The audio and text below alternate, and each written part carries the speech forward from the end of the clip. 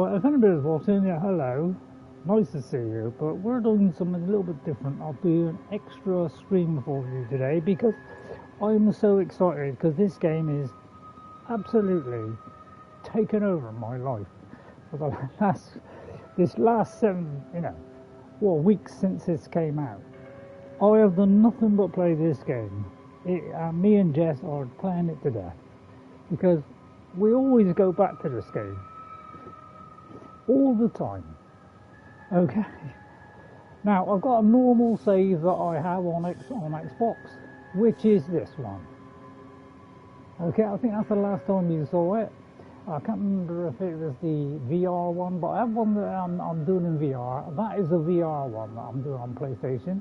And these are like some earlier ones where I was playing it.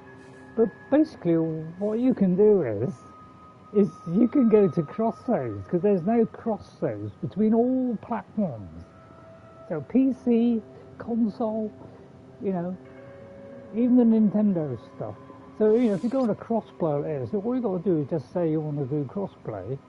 So you can just go here, say you want to manage, select which thing you want to crossplay with, and then it'll all work. Okay, and literally what you can do is, if there's any spare, any from say my Xbox, it will show them. Okay, and I can transfer them over, so I can, which is amazing because I've done so much on the PlayStation 5.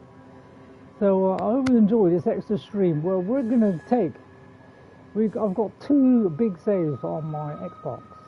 Okay, this is my Xbox transfer to PlayStation. You can save these names. So these saves you can name, alright? You do it by going into the game first, and once you're into the game, then you can go to your options and change the name, and then it will appear. So you can make names for them. So these are both of my Xbox plays. One in creative mode, where you can just build anything and craft what you like, without using anything. Alright, and this is my normal kind of play save, which is 295 hours, so I've been playing it a long time. So we're going to load in the creative Millennium Falcon one that I've done. So this is done so what I do is I'll build it in creative mode, and then and then try and collect the stuff that I need to make it in my main game. Okay, so that's what I've been doing. So I've got a Millennium Falcon in my main game as well, along with something else. But I thought I'd show you this. I was going to do it in VR, to be honest, because you can also play this whole game in VR.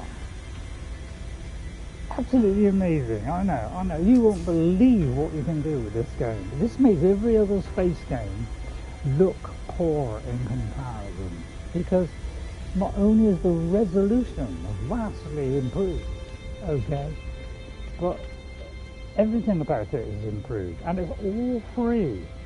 Every update they've done, and there's over 30 of them, they've all given away for free. And so Hello Games, who make this game, they actually are the highlight of this area. Now, if I look at my Corvette, so this is an area where you can store all your pieces for making Corvettes. But I'm on creative, so I can do what I want, you see, so it doesn't cost me anything. But this is one of the stations. Look how beautiful they are. They've had a real big upgrade about a year ago, and now they're all magnificent. Okay, we won't look at that one yet. Let us go into this. Hang on, let's not do that one. Let's start off. We have a few ships. Okay, so let's see, what have we got here? Let's do the Millennium Falcon. Okay, so obviously I can't do a round ship. Round is something that we can't do, so we're all hoping that we can do round ships at some point. Okay, because I would like these engines to be better, but because I can only do it staggered, I can do these, like a nice row of these, but the ones I do want to use, which is more like the film, they're actually kind of double ones that have got like the beams of light. So I do more of like a load of beams all the way along here, which would be much nicer, but The trouble is you can only stagger them every other one, so you can do it there, then you've got to put one of these in or something else, and then you've got to put it in. So it's staggered, so I can't get the full beam effect.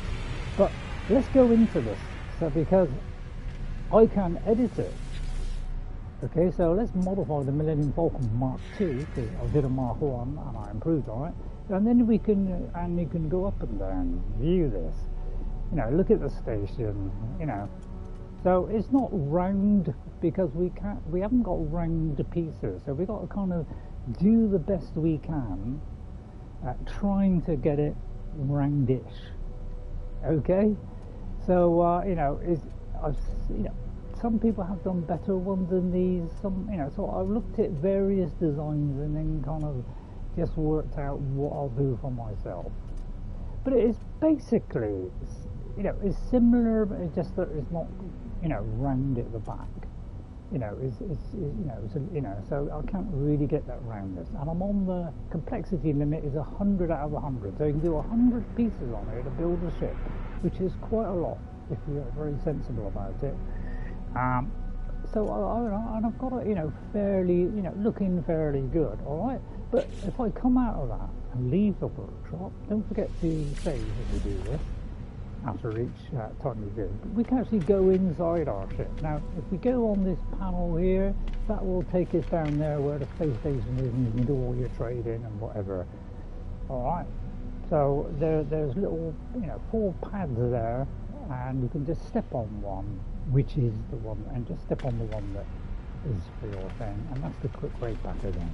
So let's have a look at the interior, because I've done the interior of this ship as well as the outside. So I hope you enjoy this. I can see this in VR, and I did it the other day, but it made my neck ache a bit because I haven't done the VR for a while, so it's making my neck ache a bit more because I'm just not used to it now. So I usually do a save when I enter. I always do a save point here, but yeah, we've got a couple of things here. We've got a hatch here, so you know you can lift it up. Oh, that might have already come up.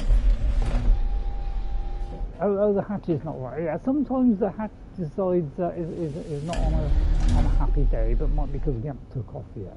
So, okay, so we've got a little billboard there doing things. So this is the kind of ground deck. So I'll do a save point here.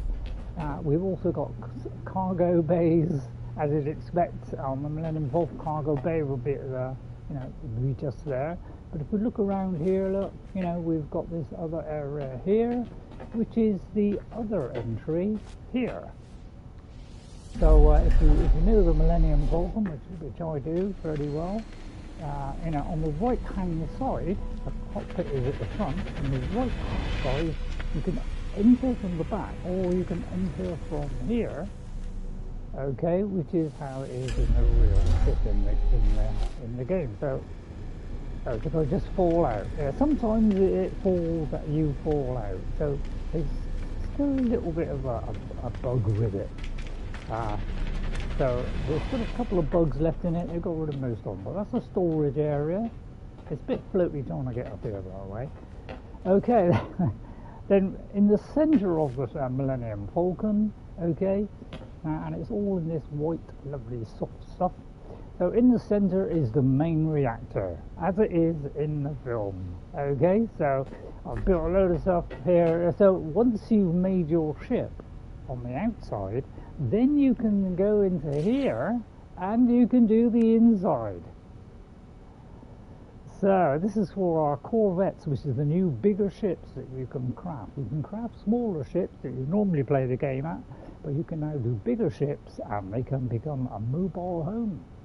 Okay, so we can do all this storage. We have windows we can put in, all kinds of stuff. I hope they do more of these as well. So you've got these kind of things. We can collect fossils, by the way. There's so much you can do in this game. It's ridiculous. Okay, I haven't got all the pieces yet because I haven't gone and collected them all yet. But there's loads of stuff we can put in. They've got to give you, you know, a good selection of stuff. Plus, you know, lights, flags, you know, all kinds of random stuff, you know, even a car, you know, in my Hobbiton I've even got a car, I think, and then a few of these, but I haven't got all of them because I haven't gone to the station to get them all.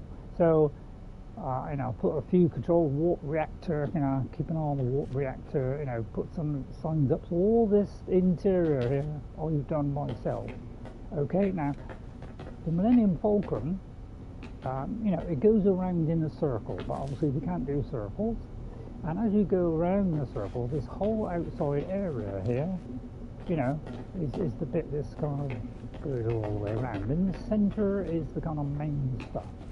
Okay, so there's a reactor. This is kind of a map of the local area. Okay, and then, you know, there's a robot, so that's C3PO. So we've got C3PO there. Alright, if we go around here and continue on, we have the kitchen. So I've kitted this all out. So I'll just show you fairly quickly. I'll put this random thing there. You know, I've got some plants here, you know, obviously for vegetables, tables, chairs. This is the cooking department. Okay. And this is like a little pod where, you know, have some podding good fun there. And then over here we have the sleeping quarters, okay, so, which I've done a little bit different on my Xbox. So this is the sleeping area. It does block off doors, so if you want to put a sleeping area in, so say obviously, so I hope you enjoy this stream, but say you wanted to put you know, a bed in here or something, you know, you can put it in here, but it would actually cover that door. So that's the only trouble, is it can cover doors. So it's a good idea to do it on the left-hand side where there isn't a door, otherwise it won't be able to get through the door. So don't forget to leave those gaps. Okay, if we go up here, we have that. So all we have to say on this bit is the main stuff. So that's the dining, you know, sleeping, the beds. This is the kind of, I don't know, storage, well, the map, the robots. This is the main kind of, you know, reactor thing. This side we have the medical bay and, you know, a few cool things. So I'm not quite sure what that is. Some storage, whatever. I haven't fully done it yet, so but all the main areas are done. Okay. All right. So we've got all that. So if we go back to where we came in, which is just here. Alright, so this is all on one level, and we go along to the end here, you'll see, you know, some storage things there, so all the, you know, it's all kind of blank, you know, like this really, it's all kind of blank, and then you can fill it in with whatever you want. But if we come into here, we have what you'd expect on the Millennium Falcon. We have this curved table, and that, where they used to do the battle chess. Okay? So, yeah, anybody watching? I mean, that's a good point, actually. Is there anybody watching? Because, you know, I might be just... So, I hope you're watching. I hope you're enjoying it. This is my Star Wars build. You know, I've seen a few people and taken some ideas from that, and then kind of got near enough, you know, what I think I would like, you know. So I've tried to go by some of the plans, like where some of the rooms are. Now just here we have like a, you know, a settee here, and I'm going to put a big screen up there, which I have got on my normal plane. And if we go around here, we have a mission radar, weapons, because you can, you know, archive weapons in here, because you can carry lots of weapons. So I could put that back into my inventory, but you can store your weapons in there. Or put them all in there and take it off. Then you have the Millennium Falcon here, right? So this is my creative one. On my proper one, I have additional stuff in here. Okay, so I've actually gone a little bit further. All right, and then we can go into here, and then we can fly it, obviously. So we can kind of have a little look.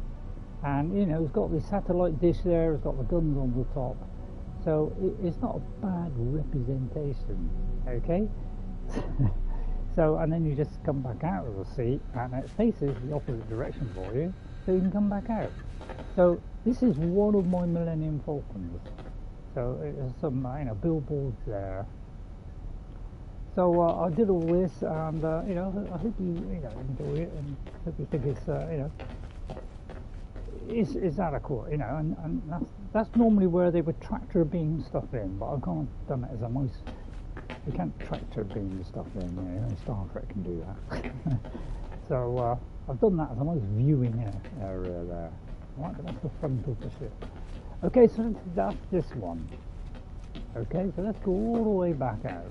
So I hope that was a long enough look at it. Alright. Okay, if you want me to take it for a fly, I will. Please let me know. Right, so that's the Millennium Falcon. But we don't just have the Millennium Falcon, we also have something else. Because I've been working on a new design as well, but I'm not sure it's in this one.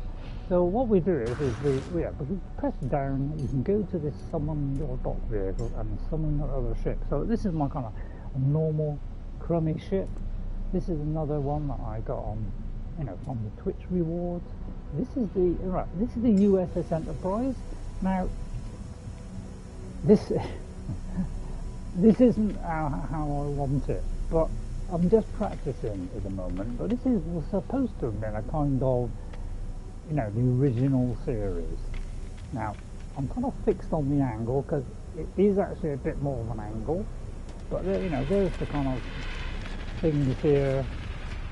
So it's kind of Star Trek-ish. The only trouble is the hull is not quite high enough. That's because I'd have to move everything up one level, and I've fully furnished it. So it's a kind of cross, I suppose, between Voyager and the original. So it's kind of, I'm in between the two. So I'll probably not redo it, but I'll probably just change this one.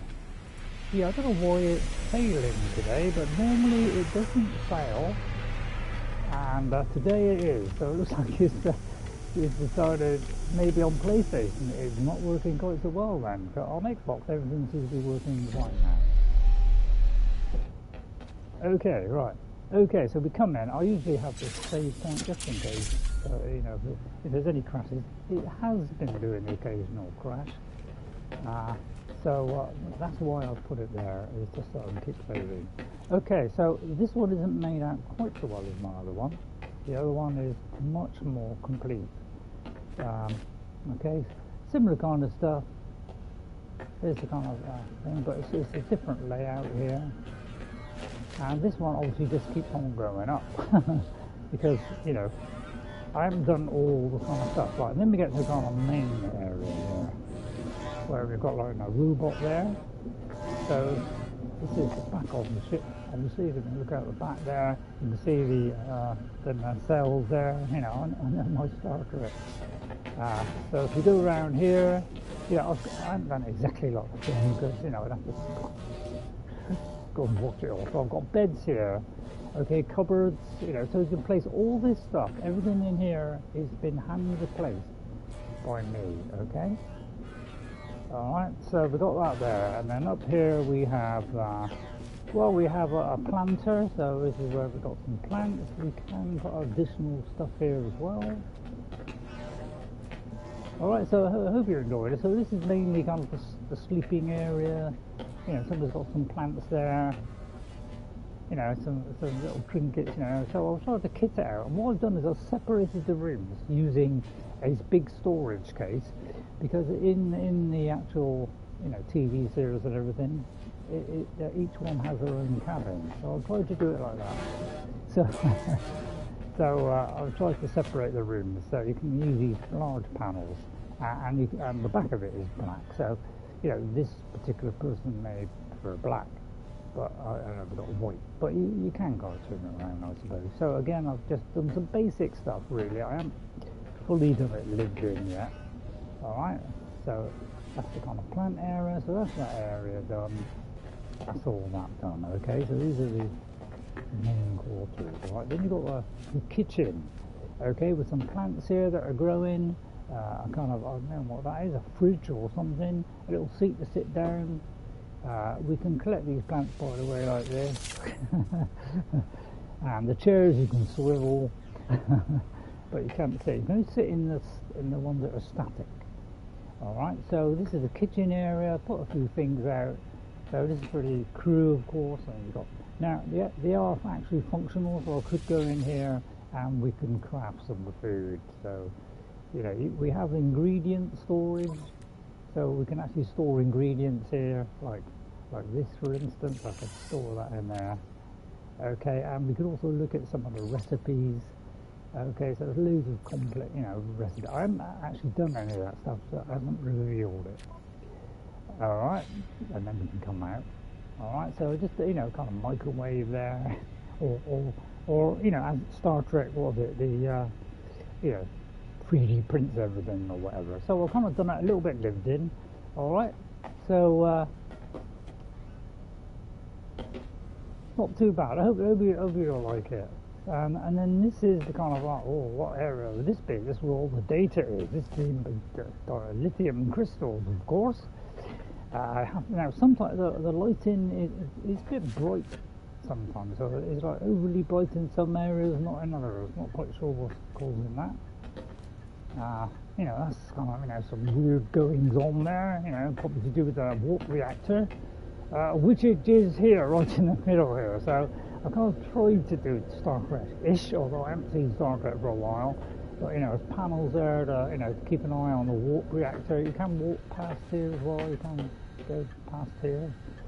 All right, so you can just make sure you just leave a little bit of room so you can go past. I think you can go past this as well, so you can go past all this stuff.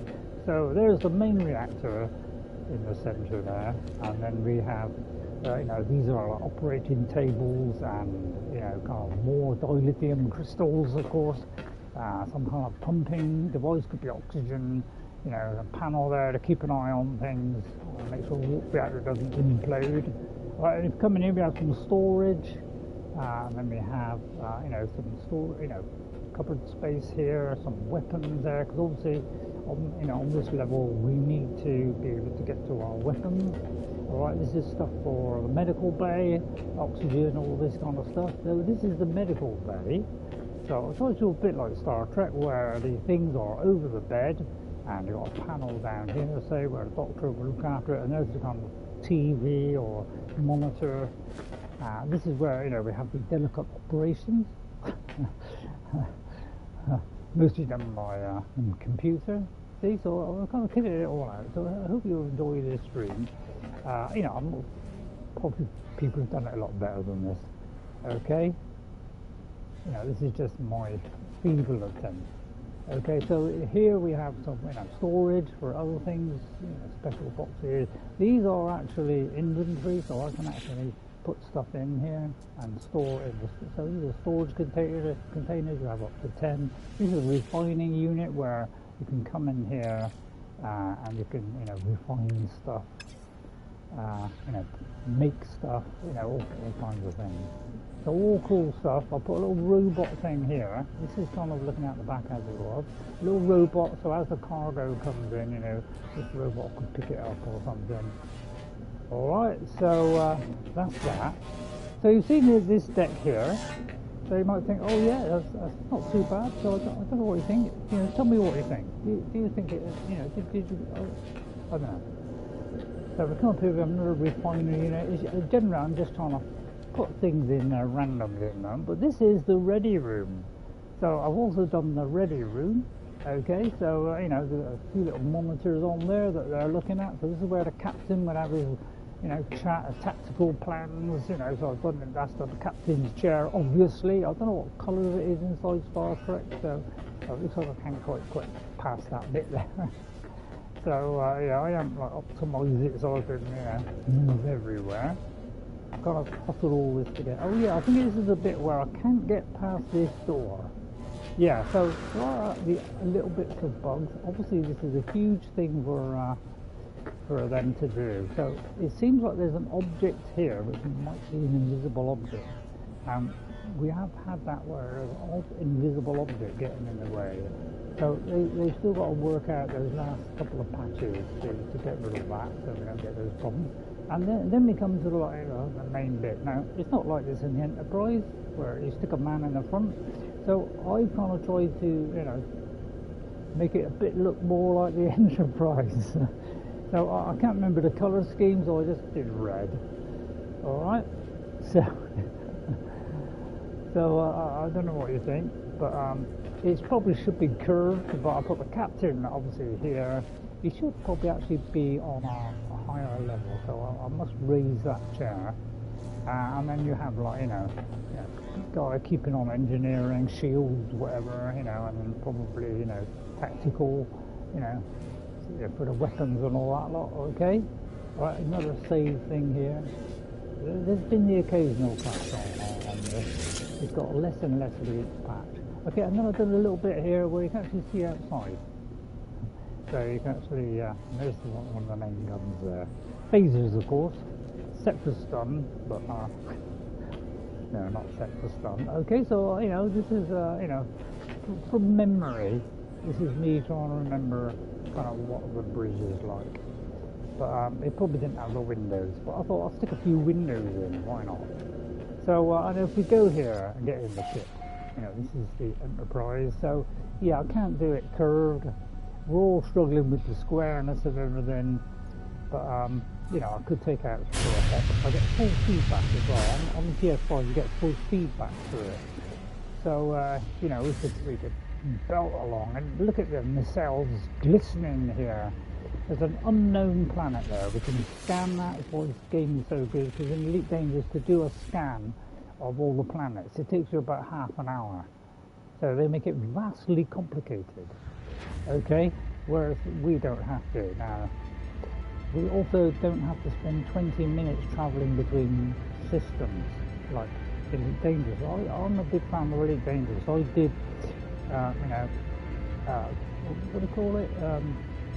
Put money in to help them make the game. I poured money into the project, but this is kind of taken over because everything better, because you don't have loading screens in this, and if we can go faster speeds, like in the game as well, this will take it for ages, and we can go from the space all the way through down to the planet with no loading screens. A bit like Star Citizen. So in a way, this game is caught up with Star Citizen and Elite. And I prefer playing this to Elite because the Elite seems terribly grindy and slow in comparison. Everything we do is just so slow and sluggish. So let's land the Enterprise. So I might go avoid one. Alright, then we get out of the seat and we're facing back like that. Now it's a new system, it's my first contact. There are quadrillion planets in this game. There is ridiculous amounts. Okay? So you can, all the players that have been playing it so far since 2016, okay, we've barely not even done 5% yet. So that's how big this universe is. And I know what you're saying, Starfield, miles big, but an inch thick only, This game doesn't have that. Alright, so now we can have a proper look at our ship. You can do a first person or third, and that's the ship as well as you. So I can click on here, go over there. And we can change to third person, and I am a slim kind of earthling, but you can actually be one of 4 different races. So it's a little bit on the slope there, and it tends to be slightly off the ground if it can't quite fit on. And of course, you can get back up it. So you can even climb up onto your ship. Now, I haven't got very good jetpacks. So, I'll have to go to a high spot here and we'll see if we can jetpack up. And we can examine our ship. You see, this is all cool stuff. Oh, apparently we can go through that. So we can do this stuff. We can't do this in Elite Dangerous. It seems to want to throw me off for some reason, but you can go there, just that I can't not fly there. There's a few teething problems, mostly this is all working really nice now, but there's just a couple of teething problems. Alright, so that's that. There's lots of stuff going on in this game. There's the grind that is in it. There is a certain amount of grind, but the grind that's in it gets better and better. As you go through, it goes less and less. So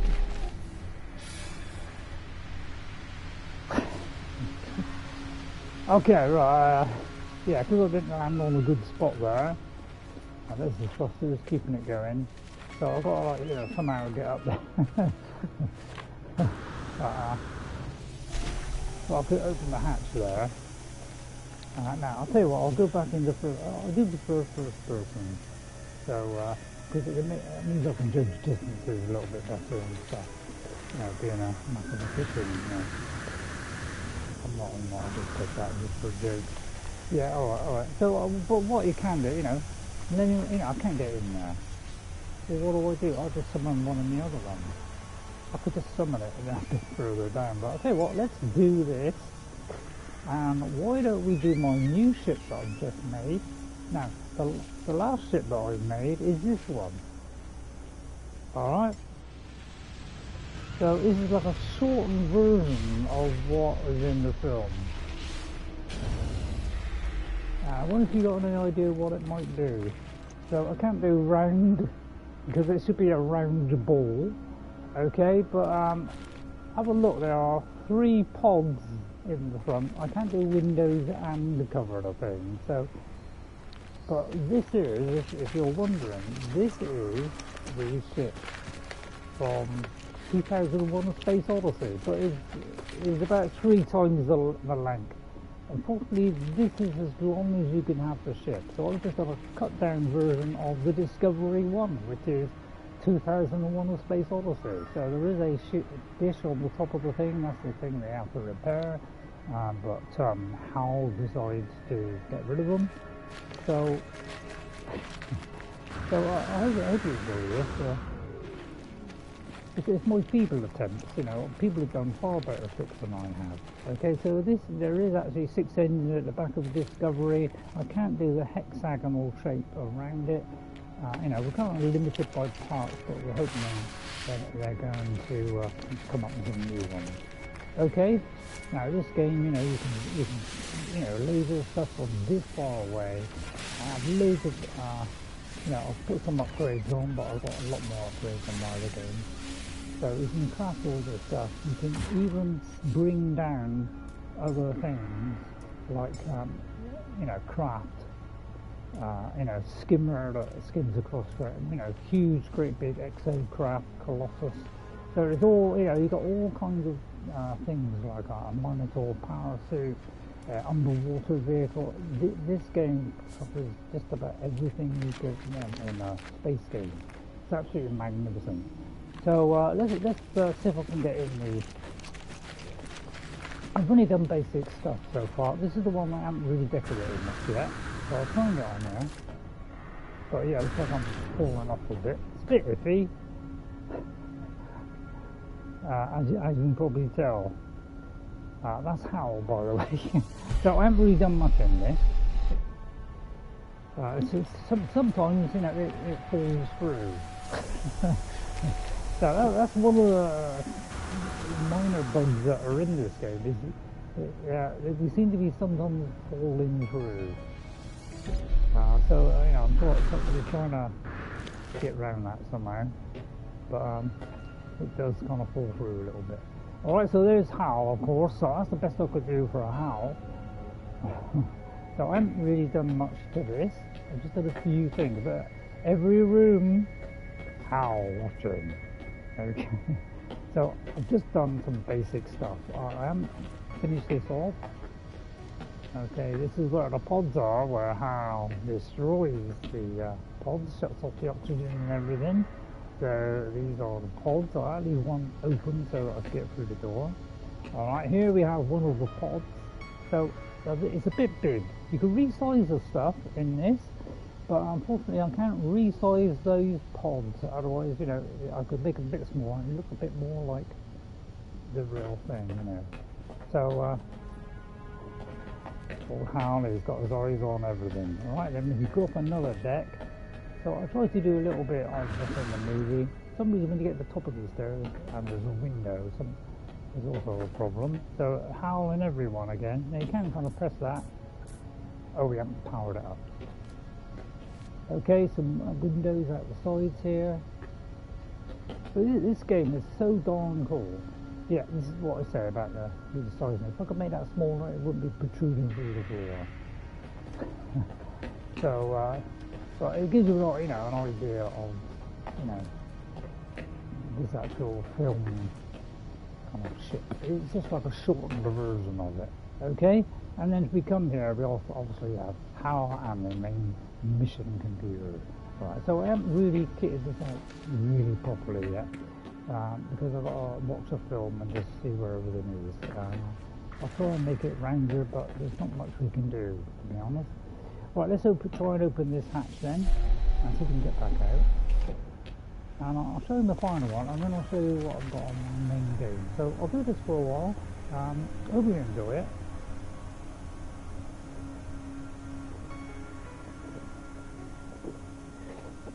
Oh, a nice cold cup of tea, right. So the final one is the one that I've just done, and I put kitted out just a little bit. Okay, so we have Discovery 1, alright, if you don't want that one. So if you go to this one, you can have up to 12 ships, by the way, if you're wondering. We're in creative mode, so you can create all this stuff on your own, but obviously you'd have to, you know, for crafting, you might have to get some stuff, like the hydrogen and stuff over there. Right, these are all the ships again. So my final one that I've just been doing since yesterday is this one. Anybody got any idea what it might be? Let's place it on somewhere quite flat. It does sometimes pop off the ground a little bit. But if you have a landing station or something, so we're going to put it there. Oh, yeah. And what do you think this is? This, ladies and gentlemen, is a Klingon Bird of Prey.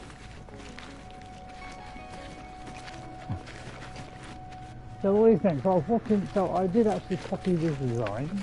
So thanks to that chap that was doing it. I can't remember his name. So let's go through it a minute. So, you know, because, you know, for me to do this, it will take me a very long time.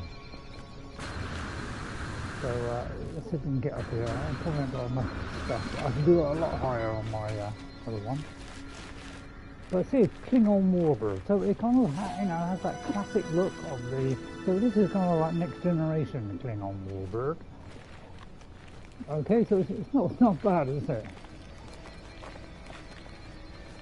So you know, it's got like the dropped wings. You know, as I say, there's certain things you can't do in this. I can't put the guns on the end of here, which is where they should be. You can't put like one thing on top of that. So there's limitations because we haven't got a huge amount of parts yet. You still can't do all the things that we'd like to do. So we're hoping they're going to add more rotations in it, because at the moment we're having to use tricks and tips to try and work out how to rotate stuff. Because some of it you can, some of it you can't.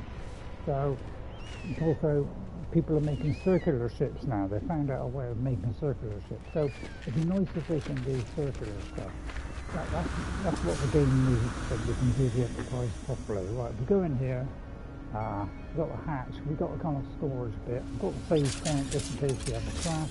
So this is my Xbox save on creative mode, okay, brought across to the PlayStation is what you can do, which is absolutely an amazing thing. So I've just put a few things in just to go on there, just to get it a bit lived in, but obviously I could do with a bit more work on it. Alright, and then we have this bit. So this is kind of the main part here, the main central section of the ship. Alright. So this is Klingon Warbird. So I tried to do everything green, kind of a green or red colour. So I'm going to do a Klingon-y. I can't remember what colour it is, to be honest, but the guy I was watching doing this, you know, he was doing it kind of green, so because you can colour all this stuff. So there's the chair that's kind of raised, so I'll have to do that for you know, the Enterprise as well. All right, so he's raised up, obviously he's got to be higher than everybody else. These are all the kind of screens, you know, that the Klingons are using to, you know, grab onto their targets. Now you might think, oh, I can't get through to there, but I can get through to there and take this ship up. Okay. Alright, and you know, we can fly around and as you can see, the ship is quite big. So it does look, I think, you know, it looks very much like a Klingon Bird of Prey. So it's a very good, the person that did this, you can watch that video. If I could get a link for it, I would, but just look up Klingon Bird of Prey, and probably one of them will be this guy. But there's a few people doing all kinds of designs, because since this thing came out, everybody's been playing this. It's been absolutely amazing. Alright, but while we're actually flying, we can now step out of the ship, and we can even put it on autopilot. So I've done a few little views out through the windows. Okay, so I've only just been doing this, so I've only just started to put some stuff inside. So if we go up to the next deck here, now when I get to here, for some reason we're getting stuck, so that's another slight problem that we're having. It's not really a monitor there, it's just something, the stairs are not quite lining up or something. Oh, you're playing something new, lol. Exactly, yeah. Hello Shane, how are you? Tattoo Man. Hello Tattoo Man. So, yeah, NeptuneScape. Oh, hello NeptuneScape, how are you? So, thanks for coming in, you two. This is a game that I absolutely cannot step play in at the moment. Everything, and every other game I have stops. You sound muffled for some reason a little. Oh, I sound muffled. Oh, don't tell me the mic was not plugged in.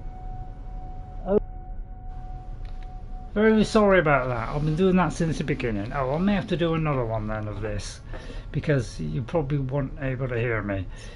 Right, okay, so this is a Klingon Bird of Prey that I've built in No Man's Sky. So I've kind of guessed where beds are.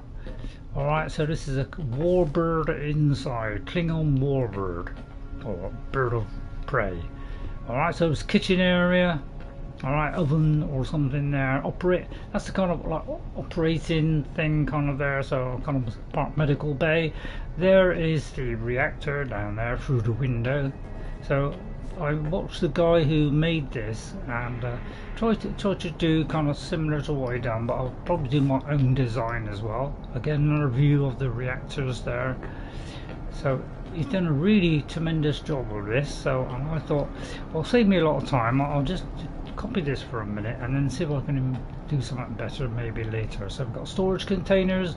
We've got another kind of, you know, in case somebody gets injured for the Klingons, but we don't really care. The whole time, lol. I was muffled the whole time.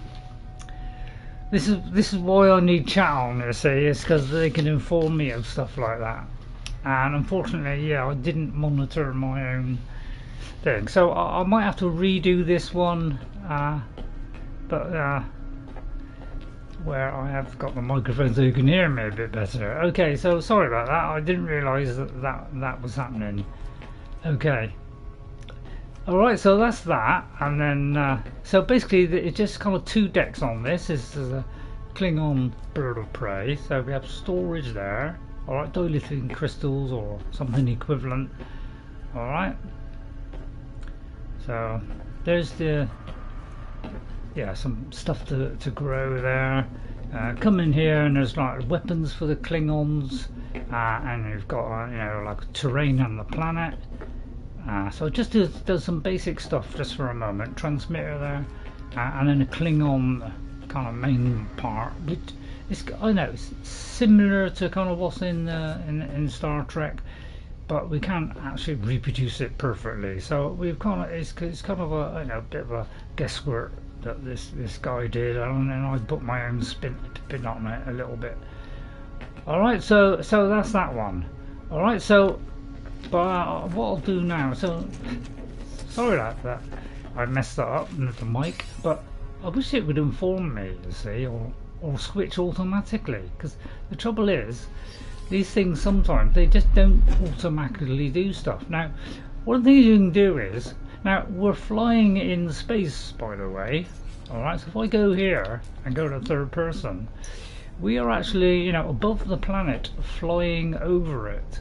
manually. Okay, and with these ships you can now get out of the cockpit and walk around, and you can even scan for stuff while you're here, or shoot at stuff while you're here. Okay, also, although it might be a long way away. Alright, but you can also do this and jump out. And you know, you could jet back a bit. So we could also do that and free fall. You can't do this in Elite Dangerous. You can't have interiors in Elite Dangerous. This is why this game is so brilliant. It's because it does things better than that. And that's why this game has, from a bad opening, because when this game first came out, I bought this on day one when it came out, and although it was lacking a lot of the things that they promised, I still got a tremendous amount of joy with it. Is this the indie game that allows you to visit lots and lots of planets? Yes, yeah. This is it's like so many quintillion planets you can go to. Now, if I'm in real trouble here, I could just do this. Right, hang on. Although I don't know if I have the facility to do that, so I'll tell you what, we'll stop at the last minute. Alright, well, the ship is all up there. Now, there is an emergency thing where you can, you know, bring your ship to you, which will pluck you out of the sky. But I haven't got that because this is creative mode, so I haven't unlocked all that stuff yet. But you know, I can summon my ship, of course. I don't know why Corvettes, they seem to be a little bit off the ground for some reason, so I'm not quite sure why that is. It could be just be a bug. What is the premise? What do you mean the premise? And look, it even automatically turns around so that it's facing that. I mean, how cool is that? What do you mean by the premise? Right, hang on. What is the premise? Am I correct? And this is the indicator. It allows you to visit, yeah, lots and lots of planets. So, what is the premise? Premise. What do you mean by premise? Do you mean what kind of game it is? This is a survival. It's a space survival, crafting, building, where it's pretty unlimited like what you can do, or what you do in it. Right. Okay. Well, it's a space game. Okay, where you can play in first, third. Okay, third or first person. Okay, like so. All right. You could also be one of about 4 different races. Okay, you can craft. You can find you know, broken ships, and you can, you know, repair them and take them off and sell them for millions of pounds. Okay, you can buy stuff, sell stuff, you can build, you can do everything in this game because it is sensational what you can do in it. There's no limit to it. You can actually play this in VR on 4K. I can play this game. Is it like Starfield? It's like Starfield, but if you imagine Starfield has got a lot of flack, and I bought Starfield and I was very disappointed. So this has got way more planets, way more systems than Starfield. But the thing is, this isn't an inch thick. It has massive amounts of stuff in this game. Starfield with a lot less loading screens and menus. Yeah, that's right. Let me write you down, Morgana. Morgana. You're absolutely right there. On Elite, it's very slow, extremely grindy, dull and boring in comparison to No Man's Sky. Okay, Starfield is even more boring than Elite Dangerous. It's quicker, but it's loaded screen after load screen. This game here, you won't see a load screen. The only time you will see a load screen is when you load into the game, okay, and you have to warp to another system. Alright, before I go along to the Klingon Bird of Prey, you can get a crew by the way if you want. Yeah, and we launch, and I can feel that launch through my fingertips, and we take off. You can also get freighters in this. You have a gigantic freighter where you can land on it and carry even more stuff. This has interiors all over the place. They've done normal ships, okay, that you can build, like normal small ships. These are the Corvettes, which are the much bigger ones, where they become a mobile base almost. Right, there's somebody transmitting, and it's all sci-fi. It's sci-fi inspired from sci-fi novels like Arthur C Clarke and Robert Heinlein, all those. So this is what this game is based on, the old sci-fi. This came before books. Starfield, right?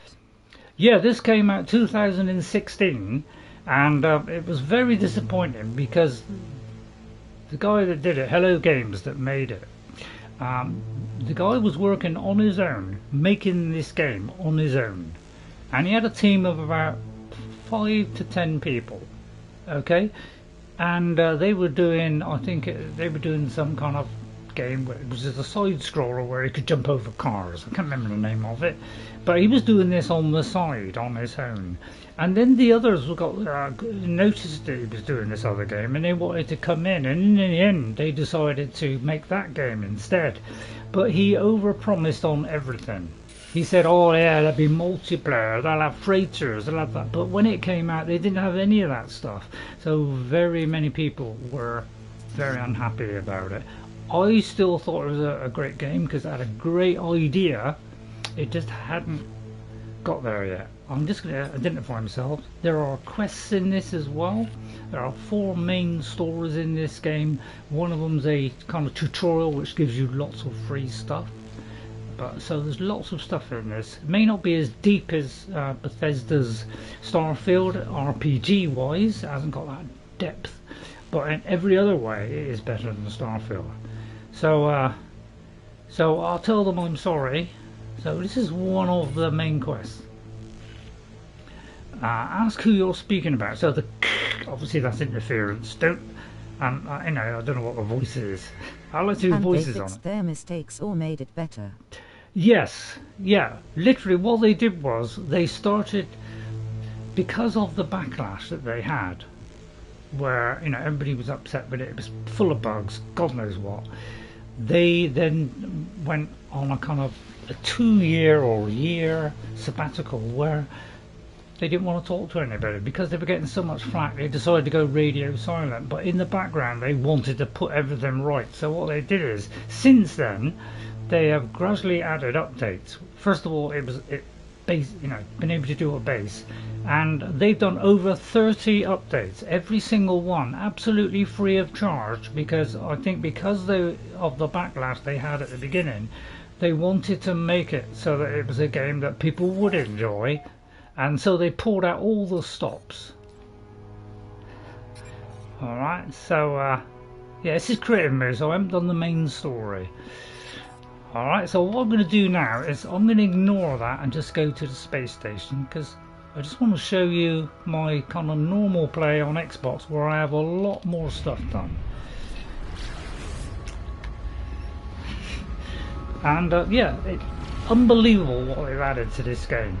The story Absolutely is decent unbelievable. for an MS in my opinion, but it plays mostly like a visual novel, lots of reading. You're right, Morgana. That's the reason why I love this game, because I am a sci-fi fan. I love sci-fi books. I love the Rama series. I'm a massive fan of Rama, Arthur C Clarke, and I've read other sci-fi books in my youth, and I absolutely love. This is one of my probably my second favourite game is Star Games. It's Space Games. Sorry. All right, so I'm going to get out here. Alright. Did they VA in this or just like text? Did they? What's that? VA? What do you mean by VA? Is this just like text? Well, it's still, yeah, it's like text. Yeah, it's a bit like I suppose. What do you call it? Like like all those kind of indie games that have just got text. So it is kind of text, but you can chat to these people. Yeah, so if I go to here, which jumps to the space station, you can talk to people, trade with them and all that kind of stuff, but it's kind of like you're reading a book, and you know, I can take on missions. You can take on missions in this, which gives you upgrades. So it'll tell you kind of upgrades you can get. You can join guilds. You can, you know, like explore. You can, you know, one of the missions might be to, you know, scan 10 animals or collect some plants. It could be anything.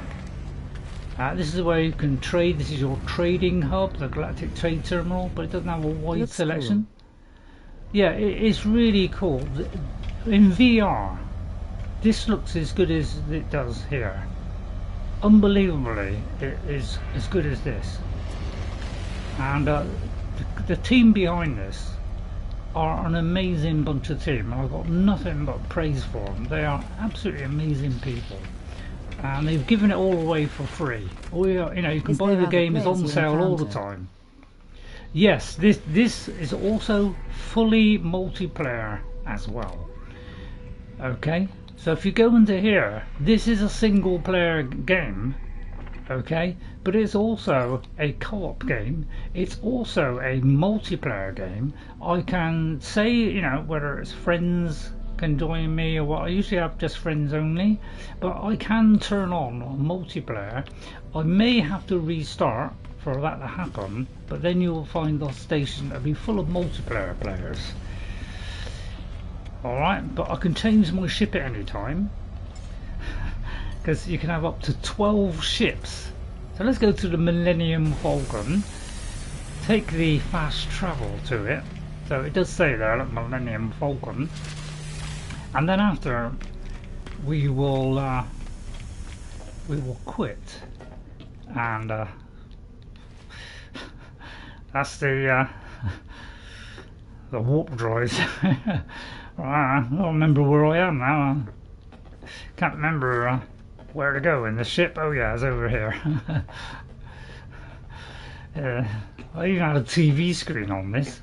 So this is the Millennium Falcon, all right, with kind of seats here. So this is the 2 extra seats that you see in the you know, in the film. So. And then in a minute I'll load in my other save, because what you can do is, as long as you're a little bit away from that space station, alright, I can summon in an anomaly, I think. Oh no, I can't do the anomaly because I'm in creative mode. So I think I might not be able to. Oh yeah, that's the galaxy map, by the way. And that's the galaxy core. This is one of many galaxies. This is just one galaxy. I don't even know how many galaxies there are. I've never come out of this first galaxy, but there are literally thousands, millions of stars in this system. You can, you know, do free sport. You can go to galactic core, which is one of the things I'm trying to do. You can have filters here where you can go for life forms, conflicts, but I haven't got all the stuff. Alright, then let me just come out of that. I don't want to be like too long doing this, so I want to see if I can call in the anomaly. Doesn't look as though I can. So what I'm going to do is I'll just fly back into the space station a minute, and we'll load up my other game where I've done a lot more on it. It's going to lead me towards that mission there for the moment. But again, you can do this in first person, so I like to have it mostly in first person. It's more immersive. You can look around in VR. You can look around. You can even pull up the cockpit and just get out of the ship by just pulling the cockpit over. It's amazing. So it's fully functioning 3D on this as well, which is one of the reasons why this game is absolutely sensational. Is they've done it in 3D in VR as well, and it's all entirely free. 256 unique galaxies according to Google. Exactly. This is why there's so many quintillion planets. So you can very easily discover someone. You know, Elite Dangerous, you just got one galaxy, the Milky Way galaxy. Alright, so what I'm going to do is players have only discovered around 5% of the first one. Exactly. It's kinda too big. Yeah, it's unbelievable. Although it's, you know, it's far too big probably. It's the stuff that you can do in it which makes this game so amazing. You can do everything. Alright, so what I'll do is I'll show you what you can do. Because if I quit to mode select here, as I've just saved, I'll show you my Xbox game where I've done a lot more than this. So that's my creative mode, which I'm still working on ships at the moment. This is the one that I've been playing for a very long time on Xbox. I played it on PC first when it came out on release day. If you want to transfer an Xbox to a PlayStation, or PlayStation to an Xbox, or PlayStation to PC, or Xbox to PC, you know, whichever combination you want, if you go to manage cross saves, all you got to do is go to the No Man's Sky website, say you want to do cross save, and say which platform you want to do cross save with. So say you bought on Xbox and you want to do it with PC because you've got it on PC as well, you can enable cross save, so you can take your save to PC or PS5, and you can just go into there and that will just show you the ones. Played offline with no internet. I'm not sure. I'm not really sure about that, but I know you can play it single player. So I'm not sure if it can be played offline. That's one thing I don't know. So what I'm going to do is I'm going to load in this one.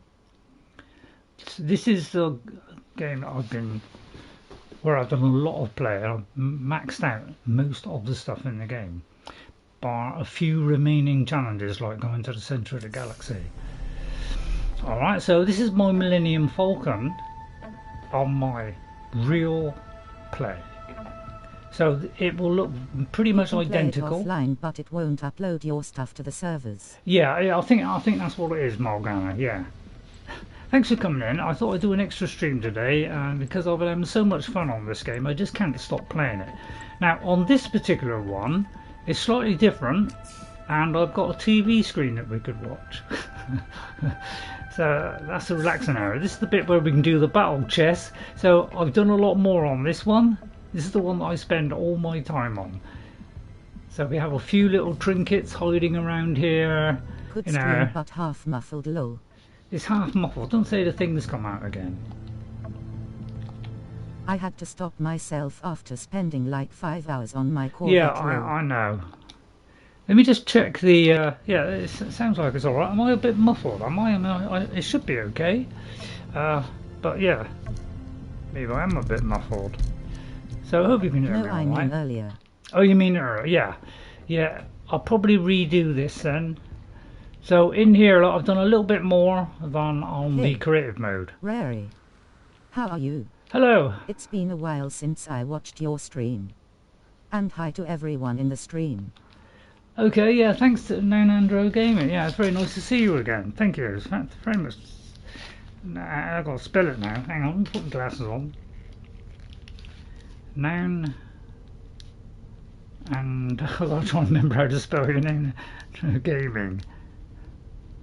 Okay, thanks for coming in now, Andrew. Grandma narration. Yeah, let me just check I've got everybody first of all, because I don't want to miss everybody, because you guys, you mean a lot to me. You really do. My life wouldn't be so interesting if it weren't for you lot. So thanks for coming into my streams. I really appreciate it. So this one I'll put a lot more effort into, this Millennium Falcon, because this is my main save. So what I did was create something in Creative Club and then try in the creative mode and then try and improve on it in here. So I've done a few little things here. That's a kind of like, a kind of tap there and some kind of object there. So I've kind of kitted this out with posters and things as well. So I've done a bit more effort on this one. So this is my main play. So this is the surgical area with a kind of screen as well. So this is where you'll be monitoring the patients on the Millennium Falcon. So this is kind of modelled on the Millennium Falcon. So I'm trying to do it kind of what I'd expect it to be. Alright, so kind of beds. This is like an assembly platform. We've got windows we can see outside. Kind of weird contraption with the robots working away. And we can go around this whole area. We can design these ships up to 100 parts and kit it out. After you've done it, you've got an unlimited amount of stuff. I don't mind about things not being on server. Locally would be fine for me. Yeah. Yeah, I'm not usually a massive fan of multiplayer games, but because this game can do single player, multiplayer and co-op, me and my daughter can play this game and have a lot of fun with it. Now if I look into here, this is where you can store all your parts. And so I've got a lot of parts. They give you a massive amount. When they first game, you know, when this particular update came out, which was completely free, they didn't give us hardly any room to put the stuff. They very quickly patched it so that we could put loads of stuff in there. So now, as I pick up stuff, is there a local multiplayer option, or just online? You've got multiple ways of playing this game. If you go to network, you can have multiplayer, you can have co-op, or you can play on your own. And you can also say whether your friends or anybody can alter your base, can delete parts. Obviously I would probably say no, so only me and Jess or my friends can delete stuff, but I show you know, you can make all these available to everybody if you want. You can even, while you're in this game, you can even transfer inventory between players. So this has full multiplayer now, which on launch it didn't have, and everybody was upset about it because he said there would be multiplayer and there wasn't. Okay, so they have pulled out all the stops to please the community ever since and take on what they would like, and they have responded, and in return they have got fantastic views and a game which can last forever. They've done an amazing job. They've got a fantastic game coming out called what's it, Light No Fire? What's it like? Yeah, Light No Fire or something, which I'm absolutely 100% looking forward to, because they're building a new game with a new engine and they're using that engine to update this game. Alright, so what I'm going to do is call in my other ship. I have a lot of ships. I have the Dark Knight. Alright, now Dark Knight is a smaller ship, and it's here. So this is the Dark Knight. I'll call it the Red Knight really. Okay, but this is my other ship. Alright, so this is one of the smaller ones. Alright, and if I go in here, all your stuff that you put in here is retained on all 12 ships. You can have up to 12 ships. You can have a freighter as well. I got all this equipment put on, or I haven't maxed it out yet. I'm still trying to max it out. I've been playing this game a long time. I have tons of stuff. They give you massive amounts of space. You can sort your inventory. They have everything that people want. They've given us. Me and Jess have been asking for, let's build our own ships, and they've given us that. So they are amazing people. This is my freighter, okay, and I have 10 different storage boxes with stuff in it. Okay, so a crater, yeah. So if I take off, you know, I have this ship. Okay, so you got it in third person. Whoa, look at that. And you know, you can scan all these ships. There's combat in it. You know, look at these space stations. There's all different kinds of space stations as well. You can shoot asteroids. This is not Earth. Earth is not on there, but there are paradise planets like Earth. There are radioactive planets. There are life forms of all sorts. Alright, and if you want to meet your friends, you can do it. You can just load the game up as normal, your normal set, and your friend can join you. No problems at all, no connections. You can rename everything you discover, yeah. So if I bring the Space Anomaly, which is a place where multiplayer players can meet, but you can also meet your friends in your normal game as well, so you don't have to be in multiplayer for your friend to play. Alright, so I'm going to head towards the Space Anomaly, which is a place where lots of people can meet, trade stuff, people can actually give you stuff in here. And if you see somebody who's got a crummy little ship and you need a bit of help, you can give them, you know, a few million to get them started. And you know, a couple of times I did have somebody actually give me something like £15 million by giving me some objects, which was £15 million each, and he gave me 3 lots of those. But I didn't want to play, you know, advance too quickly in the game, but because somebody gave me a lot of money, so I just used 1 lot of it just to buy a couple of things, and then I gave away some to Jess. Right, so that's that ship. But I also oh yeah, I've got shields. I've also got some other ones as well. So some of these are Twitch rewards. I've also got this one, which is a living ship. Now, this kind of stuff you've got in this game. That's why Starfield sucks. Alright, because we have a living ship. This is a living being. It gets got right, but inside, look at this. And in VR I can look all the way around and look out of the back seat and see what's behind. Look, it's alive. Alright, so that's that one. So this is all the kind of ships you can get in this game. There's all kinds of stuff. It is an incredible game. One of the best games I've ever seen. This is my other one of these. This was a expedition reward. Every now and again they do an exhibition, and all you got to do is kind of follow through. They give you up to about 6 weeks to do it, and they give you rewards for doing all that, and then you can transfer those rewards to your main game and pick up all those rewards in your main game. So this one's slightly different. So if I get in this one, the Wraith, this one has a different interior, different colour scheme. Okay. Alright, you save by just getting out of the ship. Alright. So, oh yeah, I can also, there's now a masculine voice. One of the things I have with this game is the little robot thing that speaks all. I can't understand what he's saying.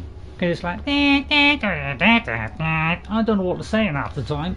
So I said, God, I wish I could understand it. So No Man's Sky, I've done a male version and I can understand him. So it was like they must have heard me. So this is why this game is the best. Right, Millennium Falcon, the Crimson Widow is my other one. I have these in Zaki's Folly, which is this is another ship where it has solar cells. I haven't got a Klingon Warbird yet, but I will be making that in this as well. So let's go back to my Millennium Falcon. That's the ship I'm doing at the moment. But in here, if I've enabled, you know, multiplayer, this thing will be crowded with players because you've got to restart your game to do this. So just go back out, restart the game, and then all the multiplayer players will come in. Alright, although that'll shut off the stream. So, you know, it's a long walk to go all the way over there, but they do kind of, you know, quick travel points. I can find out where it was. Because there's a little bit of a walk, isn't it? Don't worry, you can't fall down those gaps there. So I can like go here and oh right, oh this takes me back here. Right, where is my Millennium Falcon? Just here. Yeah, they're kind of named, look. And here we are, the Millennium Falcon. So it's not too bad, you know, it's about as best I could do for a Millennium Falcon. Alright, so this is my Xbox save transfer to here, to the PlayStation, so I can show it to you. So we're going to go up here, turn to our right. This is where the cockpit is. As you know, in Star Wars, the cockpit is offset. I put 2 extra chairs in, did them kind of black to kind of match the rest of it. I have a base. I have unlocked all the stuff in this. All the crafting materials, everything, I've unlocked them all. And I'm also trying to get to the end of the galaxy. So if I go to my log, these are all the kind of missions that I have. We have 3 main missions, okay? Atlas, where you can follow the Atlas. You can either follow the Atlas or not, and it will give you certain things, or benefits, but you may not want to do that. This is the one that does the tutorial at the beginning of the game, and it will actually walk you through everything you need to do at the beginning, and if you pursue it and keep doing it, it will actually open up loads of things like extra ships. It will even give you a freighter as well. I have a space freighter as well, so I can summon in my freighter. And when you change from one freighter to another, say you find a better one, it transfers all your gear that you've been carrying on it and all your storage. I also have, on here, I have frigates. So over there is the Normandy. Okay, so I've got all these things to protect me, and I can send them off on missions and stuff. Because this game has everything. Has no ending. Yeah, it's literally play it forever. It is amazing, this game. The only thing is, there's an issue at the moment, bless you, where if you try and land your Corvette, which is on these kind of two bright spots here, you can fall out. Oh no, sorry, that's where the frigates are. You can fall out as you get to the exit. So that's one thing they're trying to fix. Here it is. Getting it. You won't regret it. No, NeptuneScape. But look, you see I fell out of the ship? That is one of the things that they haven't quite fixed yet, but they fixed most of the other bugs. But yeah, there's the Normandy over there. So these, so it's very difficult to get back onto your ship, but don't worry. There is an emergency to get out of this. So if I just, this is a vast freighter. So my ship is just a small part of this gigantic freighter. See how small that is compared to this freighter.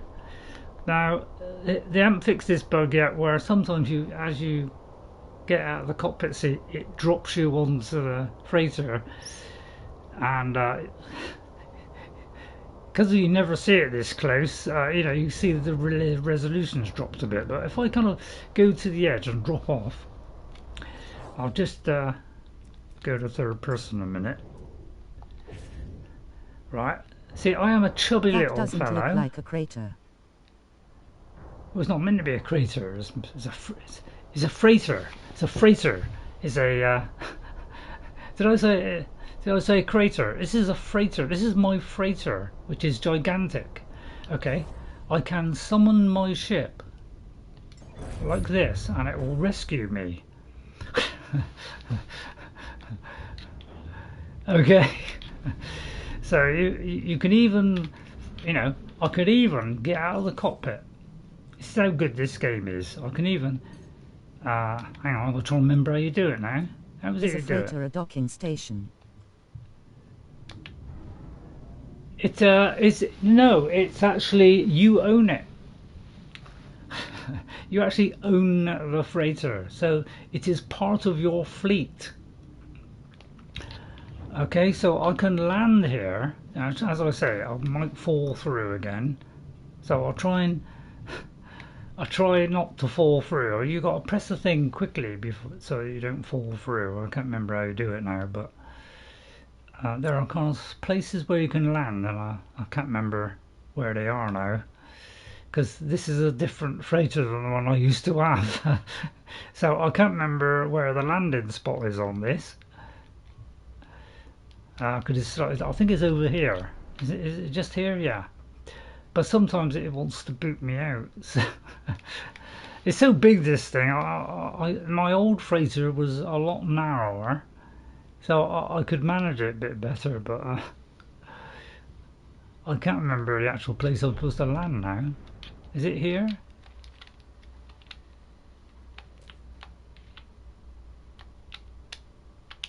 Not quite sure how I do it. Well, watch out. So, but what I can do is I can re-summon it in. What is the purpose of a freighter? Well, a freighter gives you additional storage because your freighter can, you know, if I go to my inventory and you go on my freighter, everything that I got in my base is reproduced on my freighter. I can have up to 10 storage boxes which all hold this many things. Alright, and I can flick between them all, and these are all at my base. So this is like a travelling base. It can also fly further distances, but I haven't got all the upgrades yet.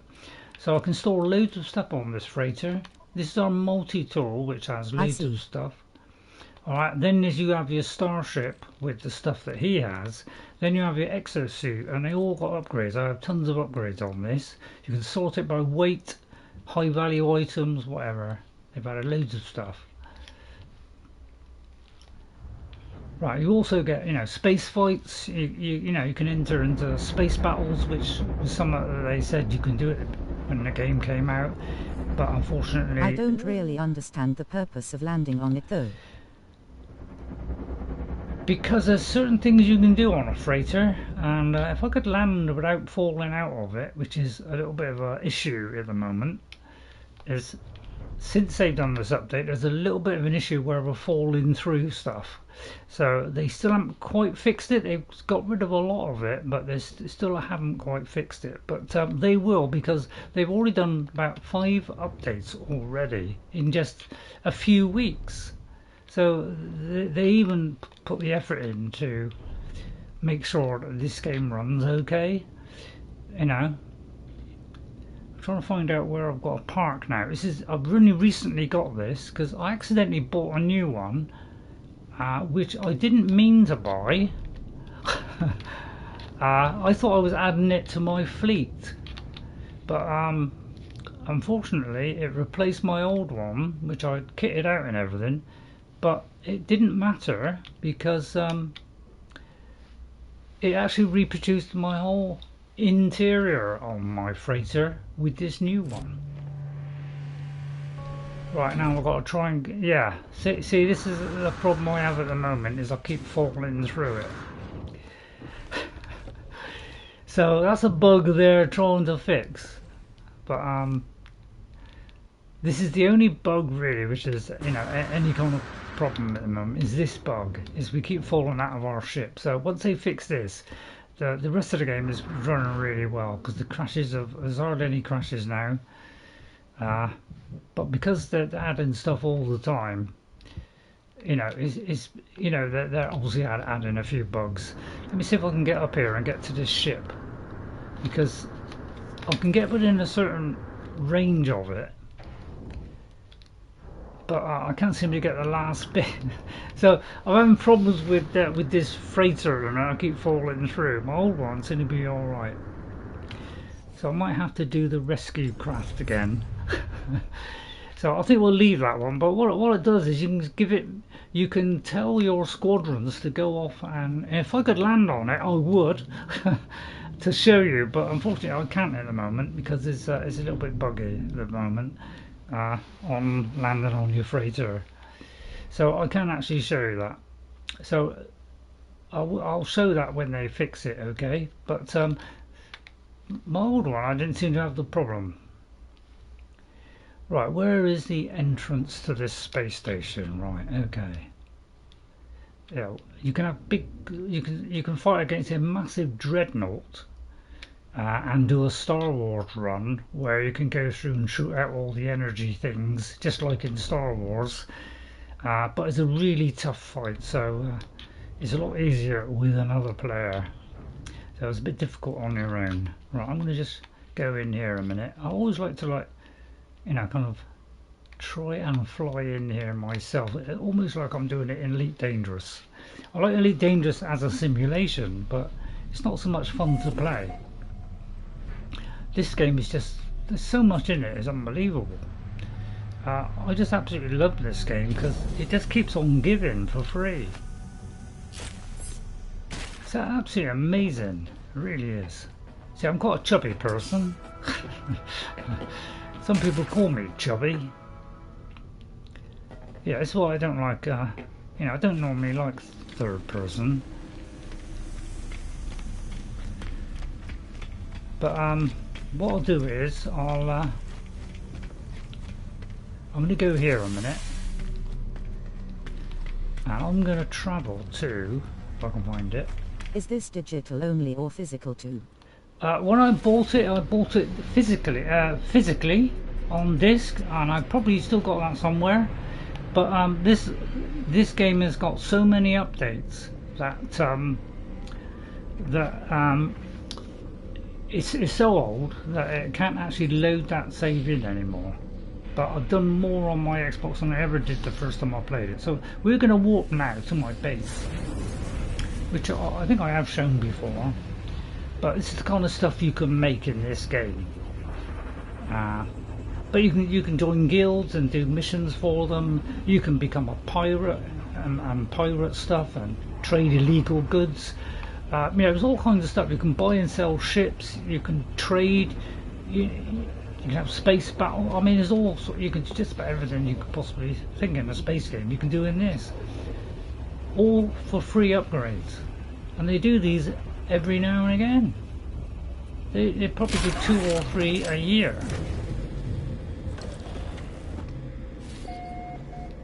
Oh, I don't know what happened there, but apparently this ship, someone went up there.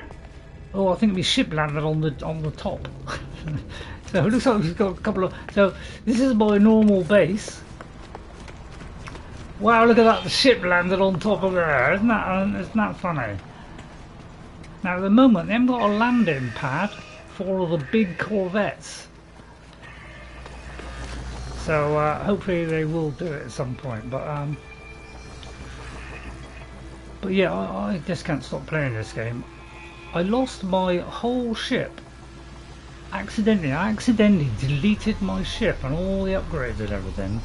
So it's been a long haul to get it all back. But I have got a load of fleet of ships and I can bring every single one of them down. So every one of these ships here I can bring down. Alright.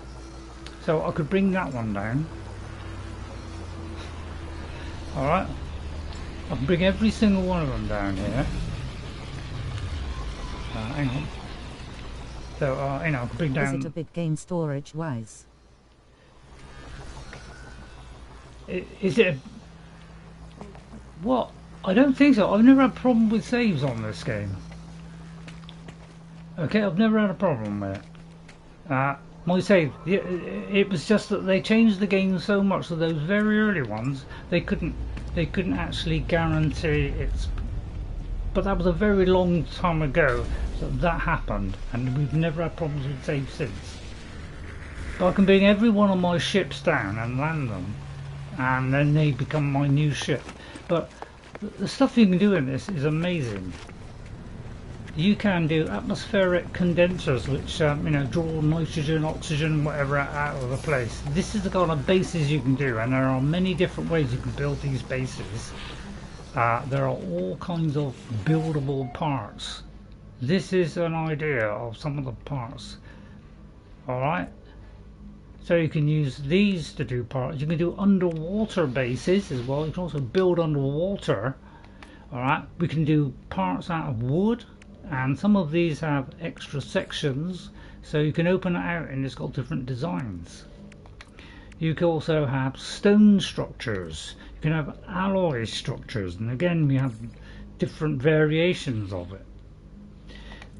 We have salvageable structures. This is the new ones that have just come out. Gigs on PC. Yeah, I know, it's not even that big a game. This is procedural, it's procedurally generated, okay?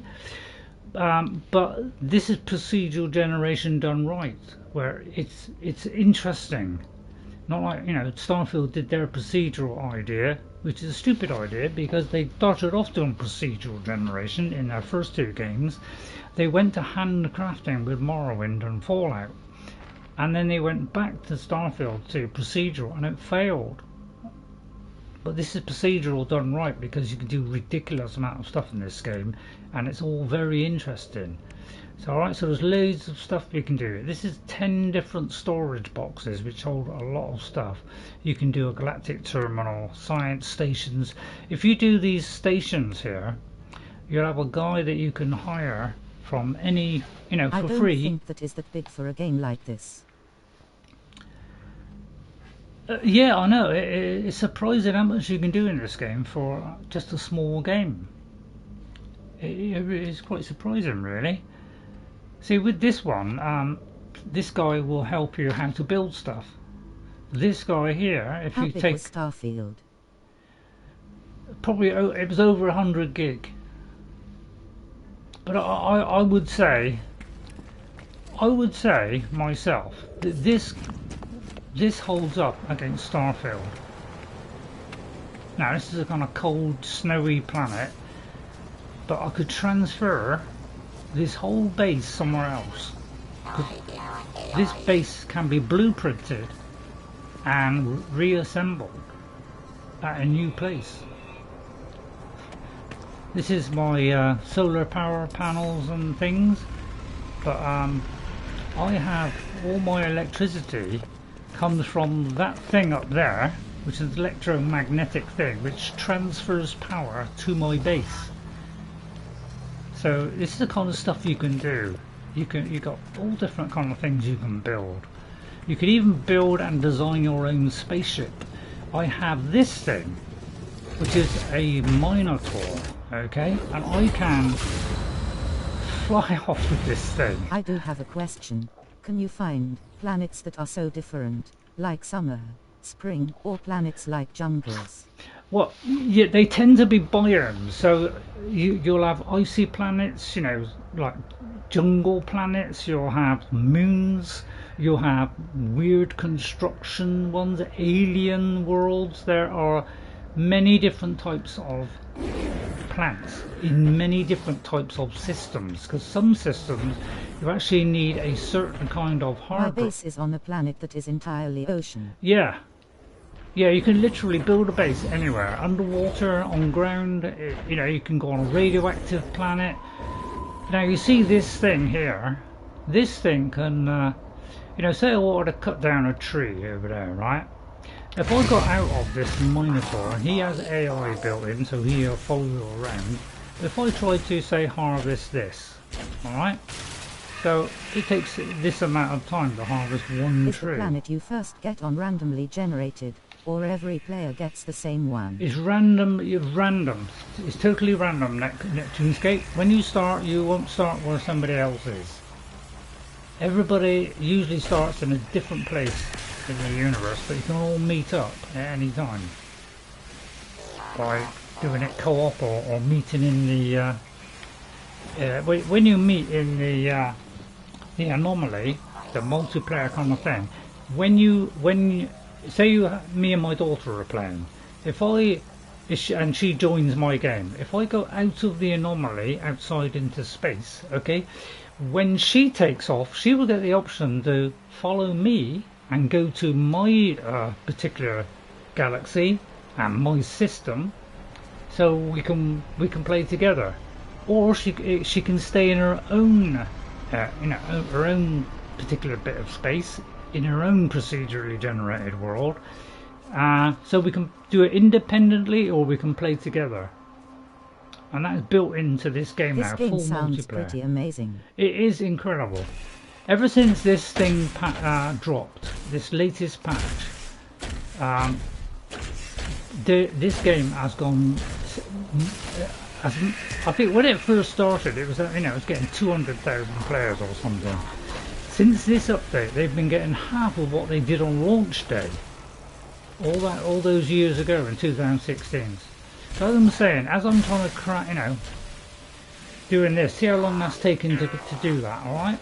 If I get on my Minotaur and craft, you'll see it do it a lot quicker. Ready? I have one here which can get these trees, right? Oh, my weapon is out of charge, hang on. I've forgotten which one it is, this one. Alright, so if I do it with this, look how quick that gives me all those resources. So this Minotaur thing and some of the vehicles vastly increases the amount look how quickly we're doing it. But we also have a secondary weapon as well, which we can fire at enemies. So I can switch between the cannon and I can destroy stuff with the cannon. But not only that, I can go into here, go to this, and I can see it from the inside, like Titanfall. And in VR, you have full 360 VR, where things, you know, you have full depth of field as well. Okay, and you can walk around. So these things are huge. Alright, so let's change that camera again. You can do this with every vehicle. Alright, so let's go back to my base. I tend to do square bases. But I can, yeah, I've got this stupid little sign. So I've got a load of stuff in here. I've got a gardener, I've got a construction assistant, I have a weapons assistant who will teach you how to craft weapons and stuff. We have a Corvette, which is like a machine. We have a nutrient analyzer. We have all these large refiners. We have teleports things as well. Storage. I can access this and then go back to one of those previous places I've gone to. As long as you pop in at the space station, you can go back to that space station at any time just by going to space stations. You could also, if you go to the Anomaly, you can visit other people's bases. So this has a tremendous amount of stuff. But these are all the vehicles I have. Not only have I got the Minotaur here, okay, and I can summon him just by pressing this button. Alright, we also have this small kind of little roaming vehicle. They all can craft and destroy enemies. That is my satellite dish, which communicates with my freighter, so I can transfer stuff and some of these things, these vehicles, as long as the freighter is in my system. Alright, so I can summon my freighter in the system, which I think is already here anyway. Alright, so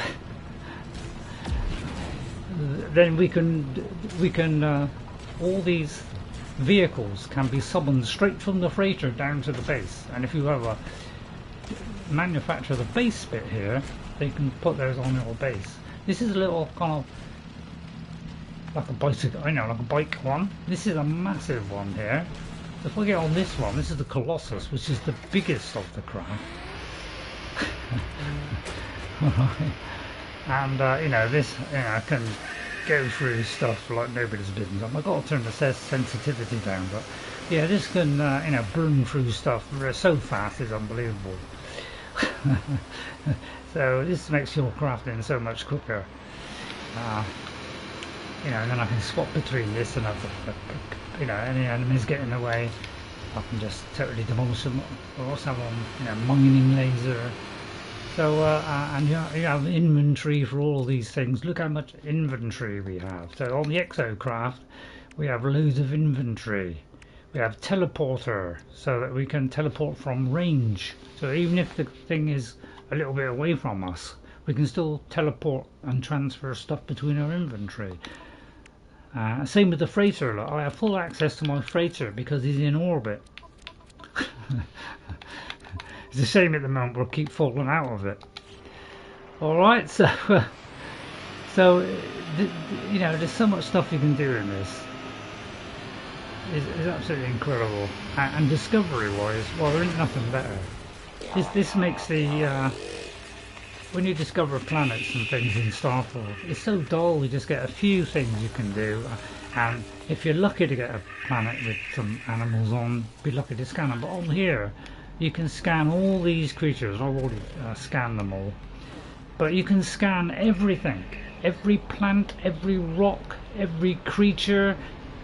You know, everything can be scanned, not just a few things like Starfield.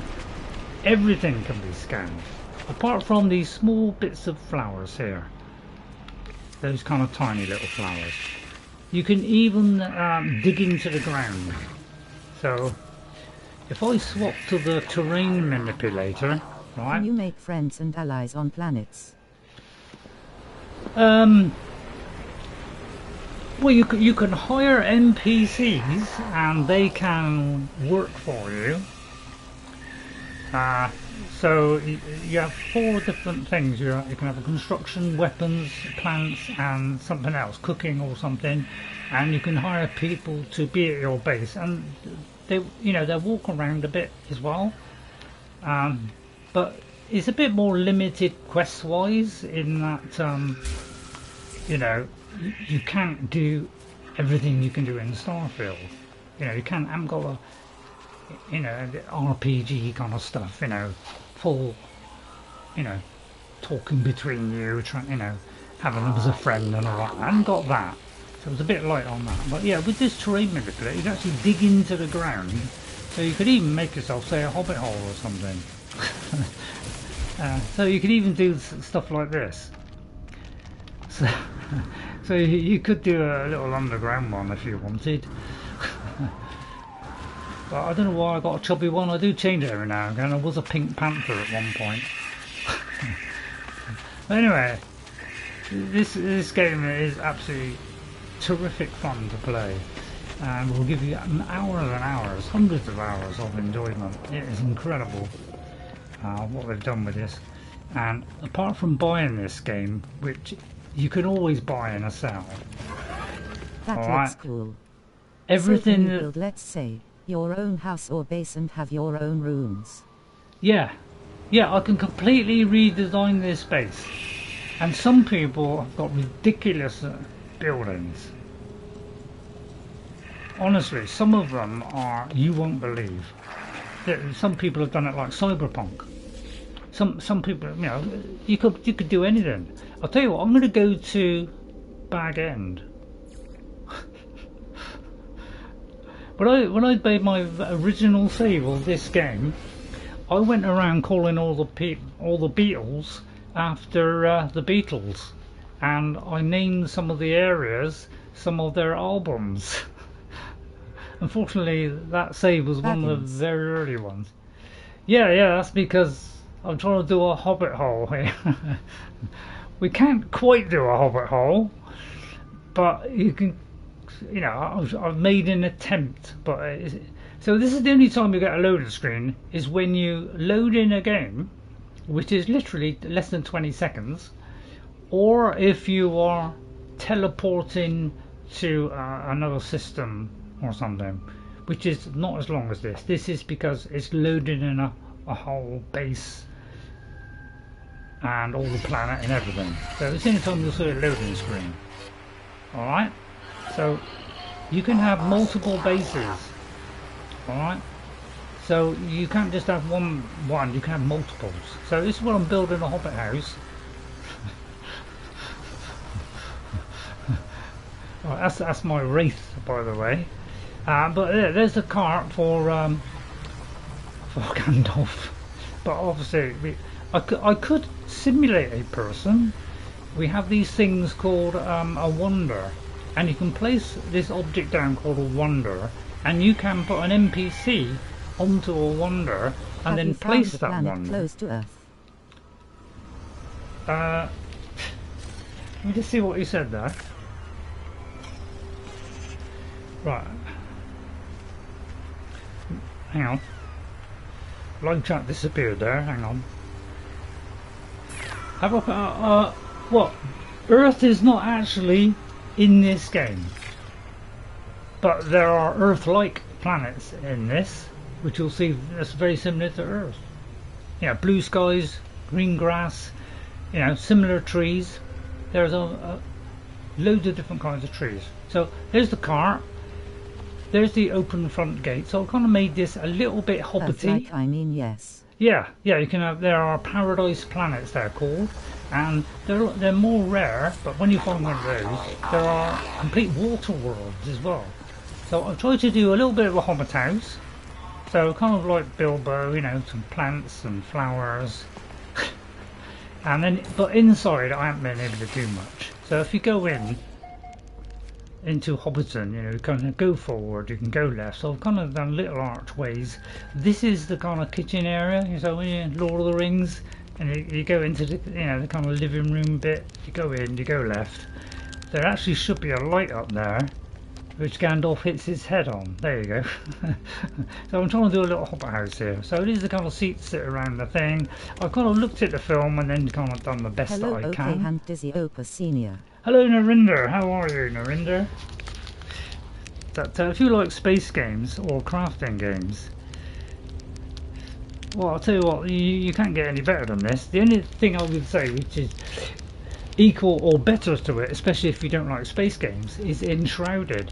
And I'm waiting for my new computer so I can play Enshrouded, because in Enshrouded you can build a hobbit house and craft it looking very much like the film. Getting this.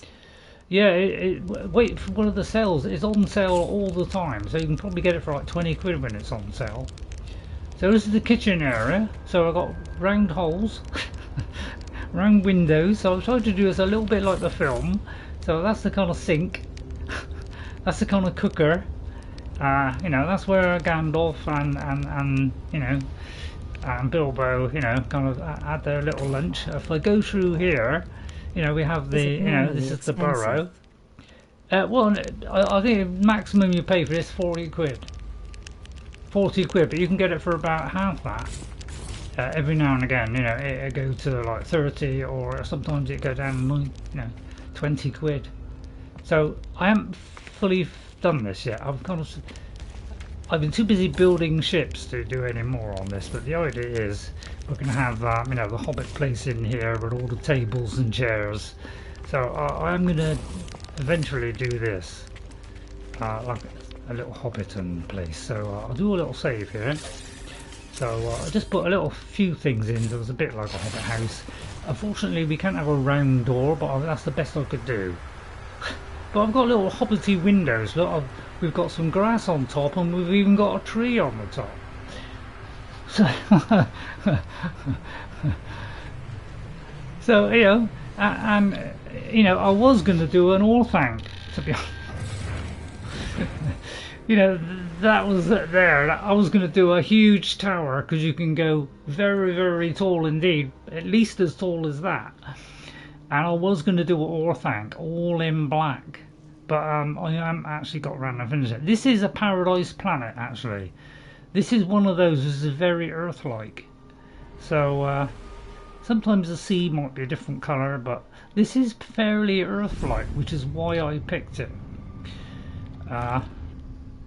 It's because, yeah, look, there's green grass, some nice like autumn leaves and trees, but you will get things like, you know, like normal kind of, you know, Earth-like trees and stuff. This one's, you know, a lot of mushroom, but that's why it's a hobbit hole.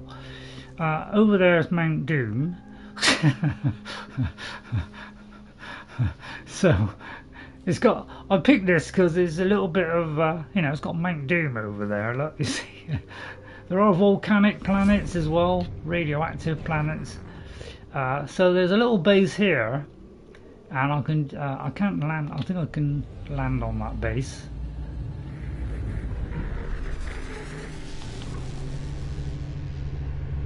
So this is I was going to do an Orthanc.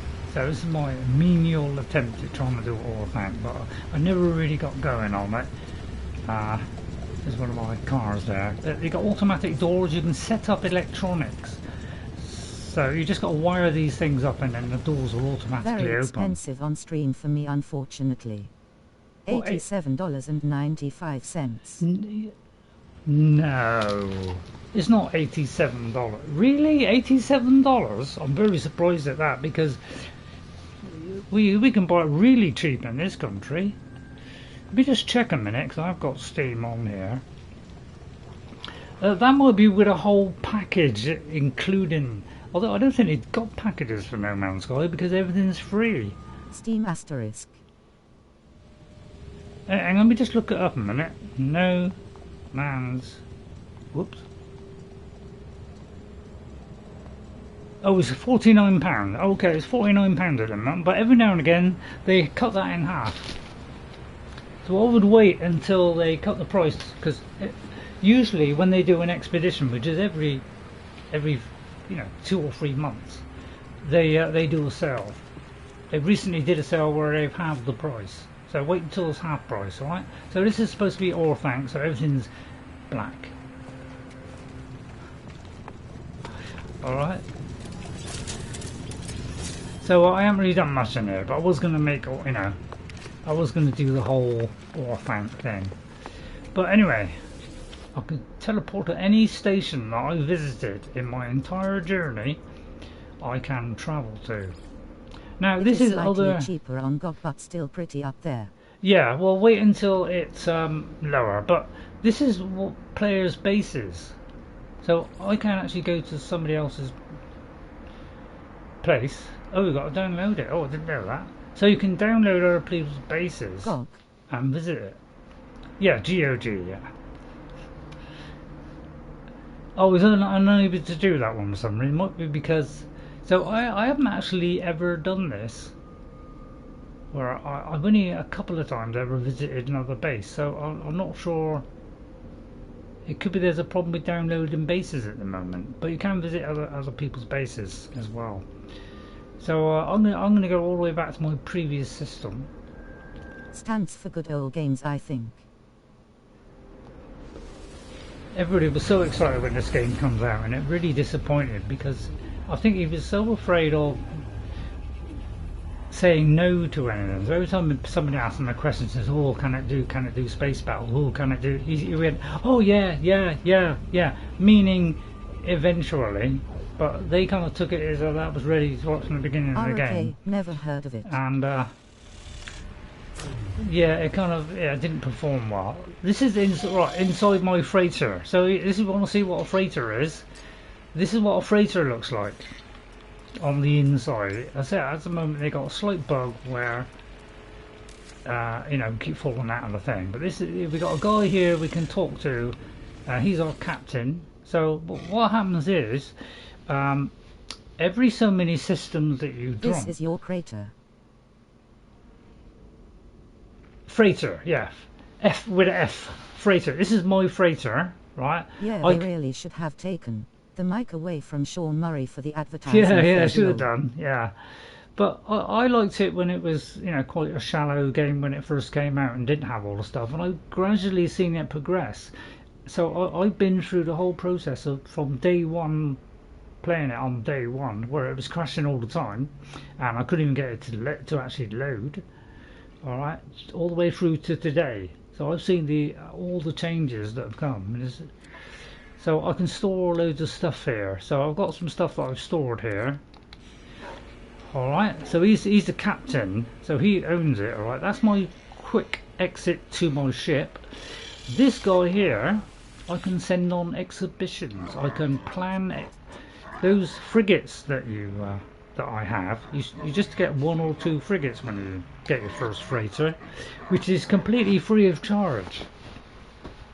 So after about 6 different jumps from a system to another system, there will be a freighter being attacked by enemy ships. All you got to do is take out those enemy ships. Yeah, about 5, 6 or 7 ships. Pretty nice freighter. You take them out, and then you get a free freighter. And he will offer you a freighter for free, and you can say yes please, and then you can store all your ships on it, and all your inventory that you have at your base will be reproduced on the base. You can build the inside of this thing and make it about 10 times bigger space if you want, because you can actually build on this freighter like you can a base. So if I go to potential expeditions, we have different types of exhibitions here. So this one's a combat mission, this one's an industrial, this one's balanced. So each one will offer different things. So this will do trading opportunities. So this will give you, here they will bring you resources and money just by sending your freighters out. So say I do a trade one like that. I assign a ship. Okay, and then these are all the ships I have. So let's say well, let's find something to do with, what was it? Is it exploration? Let's do, say, exploration. Alright, he's now assigned. Okay, so if I go back, alright, to that assigned ship, I have to get fuel for it. Now, the thing is, I don't think I've got fuel for it at the moment. So you got to craft some fuel, and then you can send this guy off, and then over time he will gradually, if when you come back to your freighter, you can see how he's getting on, and he will say all the things he's picked up or bought or sold, and you'll end up with resources, and you'll end up with money that he will get for you. So they go off and do stuff like that for you, and you can do up to 5 ships you can send off on different things, and it's a good idea to assign them, you know, like a combat one, obviously do the combat missions, because if you send like an exploration on a combat, he might come back a bit damaged. So you can send them off on exhibitions to earn money and upgrades. This is where you manage your fleet, and you know, you can debrief them after their mission, debrief them, and then you get all the resources off of them. So you can do that one. Right, this is what a freighter gives you. If you go to this freighter map here, you can use your freighter to do the jumps. Okay, like that. But I have no fuel at the moment, so they can actually jump further distances than your normal ship. But I haven't got all the upgrades for it yet. Okay, this one here is to upgrade it. So with this, you can do this, and you can upgrade. Yeah, I got a Normandy, yeah. But if you go to, there are things called like what are they called? There are certain freighters which are like, what do you call it? Like damaged freighters or something, or desolate. I think it's desolate freighters, and when you go there, they're quite dangerous, as you know, like, you know, security systems and all that lot. And you got to work your way through, find 3 items, which is the captain's log, the medical log, and some other log, and you pick up loads of new items for free. Yeah, derelict fighters, that's it, freighters. If you go in there, you got there are little heaters, and it's really cold in there. Okay, so you got to get up to the heaters to keep refilling your environment suit. Okay, but you'll pick up a load of stuff, and one of the things you can pick up is salvage freighter, you know, salvage frigate modules, and with those modules you can upgrade this warp drive to, you know, to do, you know, different stuff, all kind of new stuff you can add to your freighter. I haven't got hard any of these because I haven't done many of the frigate things. So you can craft all this stuff. You can do bulkheads. So not only can you do bases, but you can also build bases inside your freighters as well. Then you've got freighter. You can recolor your freighter as well. So if you don't like the color, I could say I want it red, like that. So I can color it as well. This is the craftable upgrades. So you know, we can upgrade your ship here. So all kinds of cool stuff. And if I go in here, which is this one here, this is the what I've crafted. Okay, and when I swapped freighters, because you can only have one, I think, your whole base moves with you. So everything you crafted in your old freighter gets reproduced in this. This here is my activate my planetary probe. So instead of having to go to every one of these planets and either land on them or scan them, I can scan all the planets in one system just by pressing this button. So, and then I can see its resources. That is why I called this one Earth 2, because it was very Earth-like. But you can rename every one of these systems. You can rename. You know, this one's called Vulcan X. I've also got, you know, a Middle Earth one somewhere. Alright, so you've got a catalogue full of stuff that tells you all your milestones. So, you know, this is more, you know, I've got near the top of a lot of these because I've been playing this since release day. Although I think a couple of years after release, when all these new upgrades came in, they couldn't use the old save. So I only lost the earlier part of the first, say, 6 months or a year of my game. Is the only bit I lost. Since then, I've been playing it ever since. So this is all your, you know, life forms. So these are the 3 life forms. These are kind of bird-like creatures. These are like, you know, more combative race. These are kind of like machine entities. These are your 4 factions, and these are all my discoveries. So every discovery that I've made since I've been playing this game is on here and is tracked. So I can go to every one of these systems and go back to it as long as I've been to the space station. Alright, so and I can flick between these, look. So these are the Gex systems, these are the Corvette, so you can go through each one of them. Some of them are abandoned, some of them you need special warp drives to get to certain systems, like a red system you need a certain warp drive. This shows you all the recipes, building parts and stuff that you have. I have all the most of the languages, and I've got all the stories. I've also got an autophage now, which is something I've been doing lately, is doing the autophage. But there's everything you want to know about the game, all the things you can craft, is all in here. So you can learn about every single one of these. Alright, and then you've got the spaceship stuff, so these are all the upgrades you can get for all the different things. All the upgrades for weapons. I've already got any of these because I haven't been able to get all the parts yet. And then all these for the Exocraft, and then these are kind of special exotic ones. And these are your logs, these are your missions. So there's all different ones. I was doing this one where you can get a Sentinel ship, which is one of the ones I have. So there's loads of different missions you can do, collecting fossils. You can even have your own settlement. So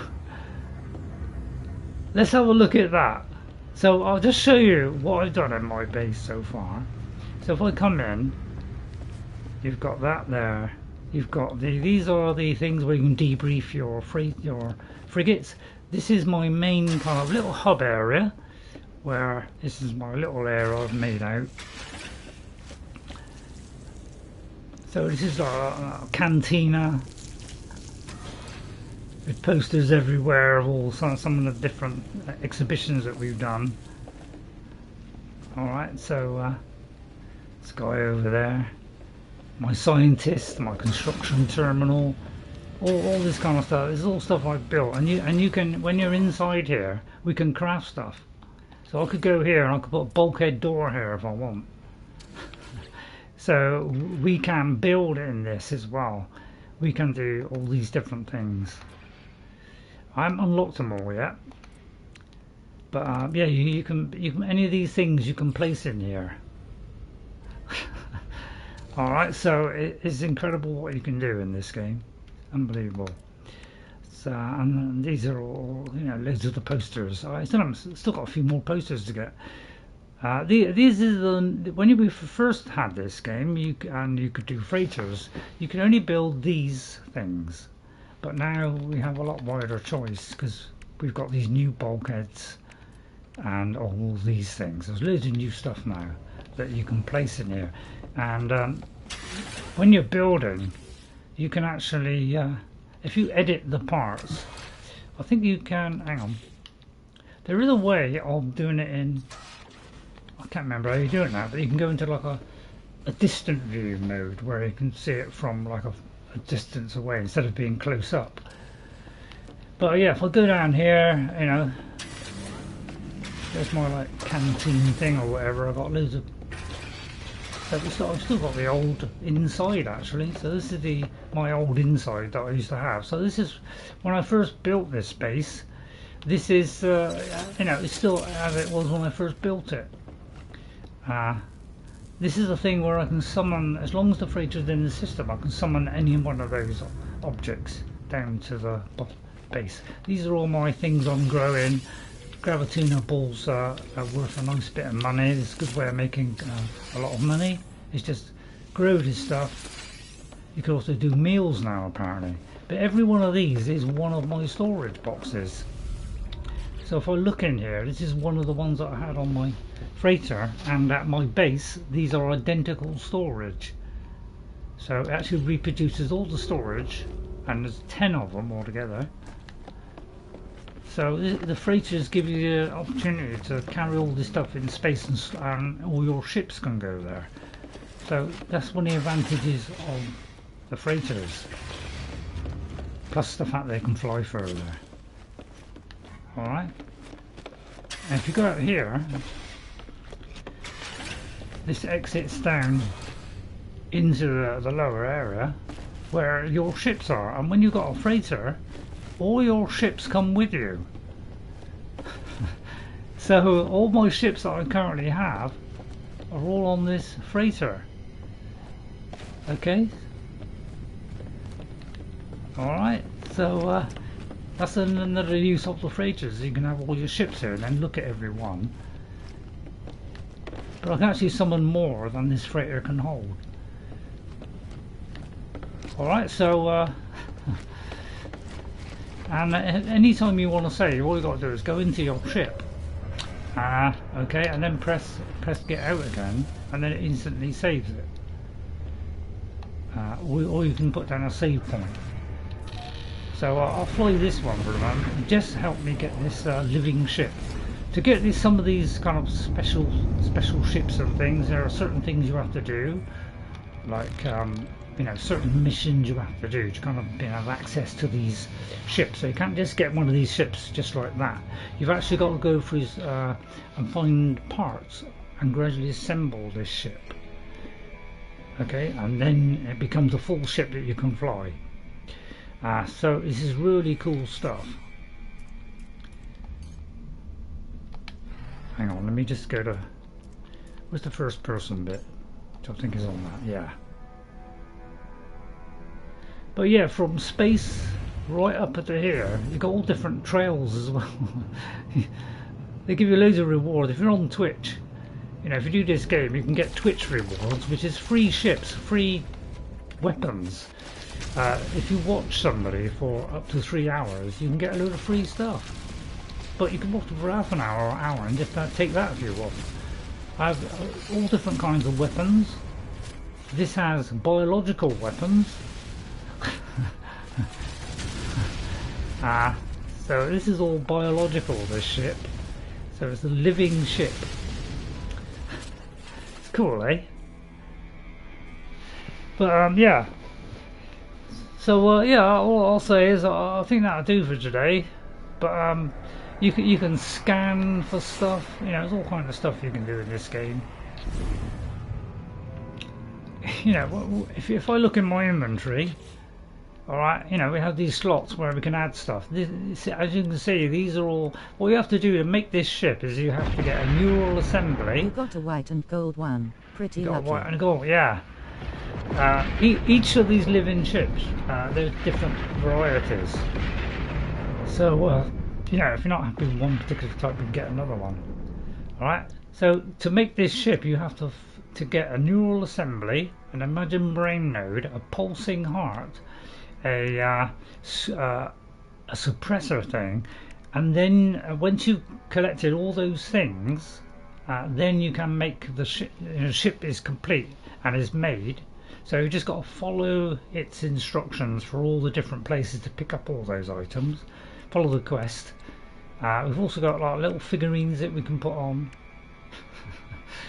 So and then it has storage sacks because it's a living creature, and we can also rotate it as well. And I can also name this ship, and any planet and any creature, plant, I can name every single one of them and upload them. Okay, so if I go to here, sorry, if I go to this one and go to my discoveries, and if I haven't uploaded it yet, I can say go here and rename it. Alright, so grape 1, I can rename it. Okay, so if I think I've already named it. Oh yeah, so I could you know, call it something else like you know, Tattoo Man. So I can do that, you see. Alright, so now I can upload it. That is now uploaded. So that will always be called Tattoo Man. You see. So I used to name it after the Beatles albums and after some of the members of the Beatles. and individual songs. So this is Earth 2, Vulcan X. So I've named a few of them, like Sting, Frostonia, I called that.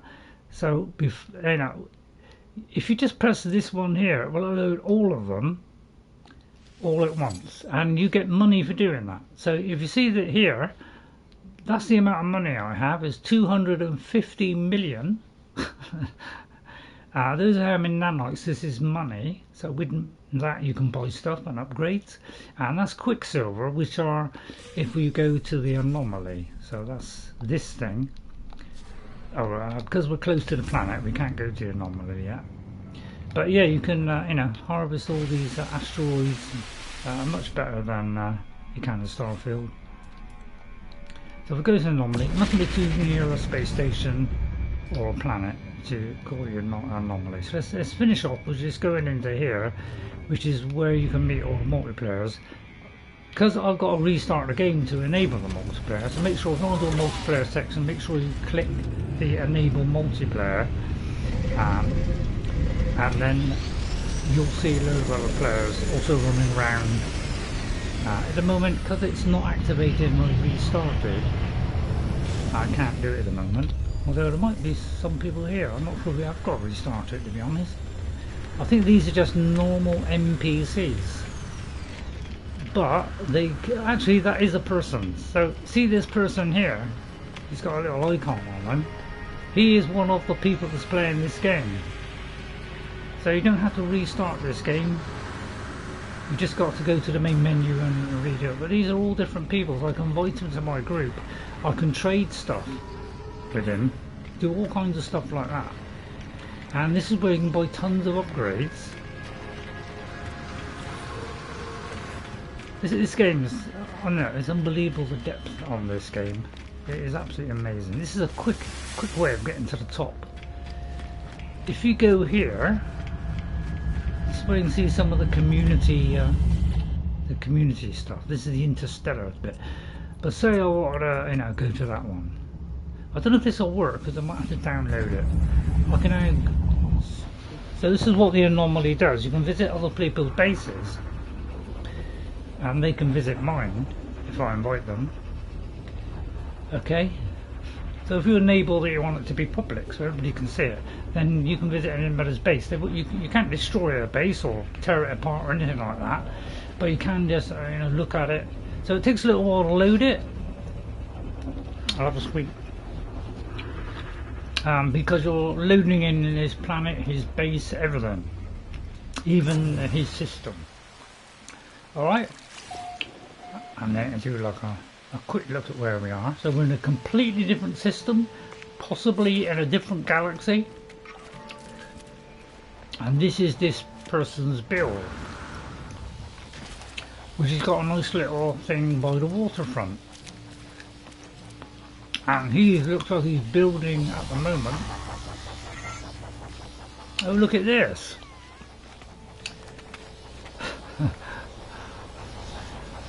Wow, look at what he's done. Look at this, is the kind of stuff people are making. This is the kind of stuff you can do in No Man's Sky. You can build massive bases like this. I heard that somebody has done a pyramid. Somebody has done like in a desert world. Somebody's done like a pyramid. Look at that.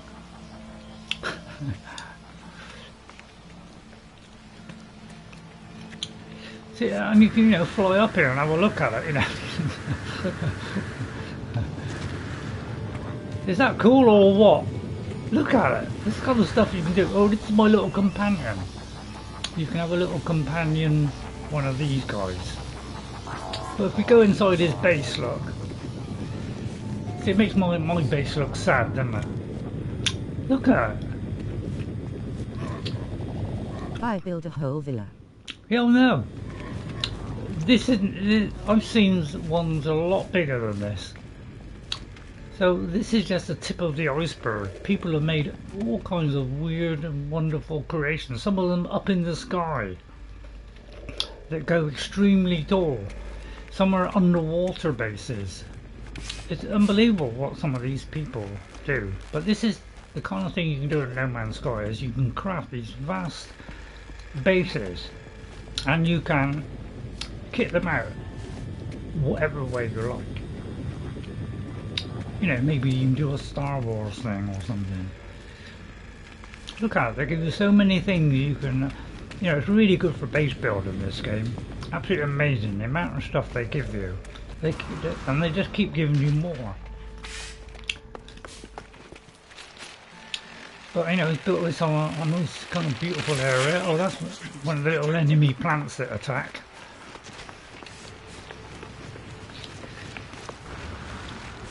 Look at this lovely little... by the way, you can swim underwater as well. So when you're underwater, if I go into third person a minute. Alright, so if I go underwater, you can actually jetpack your way through the water like this. Isn't that amazing? You can, you know, oh, you're not allowed to alter the terrain. This is someone's base, so your base, when you go to a base, they have a very large area where they own that area, so you can't destroy stuff within this player base area, which is quite a sizable area. It's quite a big area. So as you can see, even though I went right out there, they couldn't, you know, couldn't destroy anything. That's because he doesn't want this, you know. Obviously, we don't want to ruin his base. So you can't kind of destroy stuff. You can give somebody the option to do that if you want. You know, you might say, "Oh, could you help me, mate? I just want to destroy my base. Could you help me out?" You can do that if you want. All these things here, by the way, you can scan all these creatures, and this will give you money. You can actually zoom this in as well and scan all this stuff. But that's one place, and then you know, there's a little thing to go back, and we could go somewhere else. You know, like Wizard of Oz.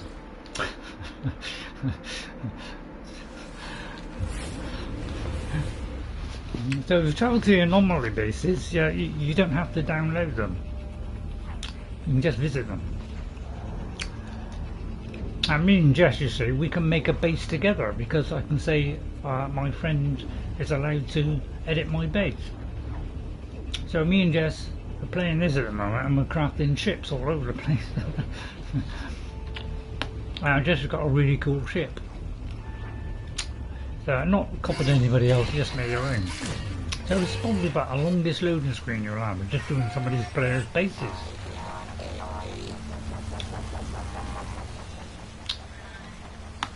Oz Prime.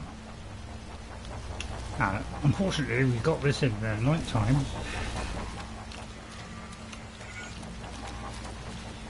So it was like the Wizard of Oz kind of thing, is it? It's the actual base. Not sure where the base is. Oh, it's there.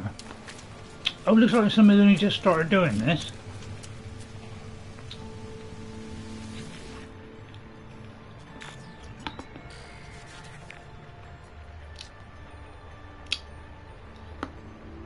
Alright, yeah. Right, well, I'll leave that.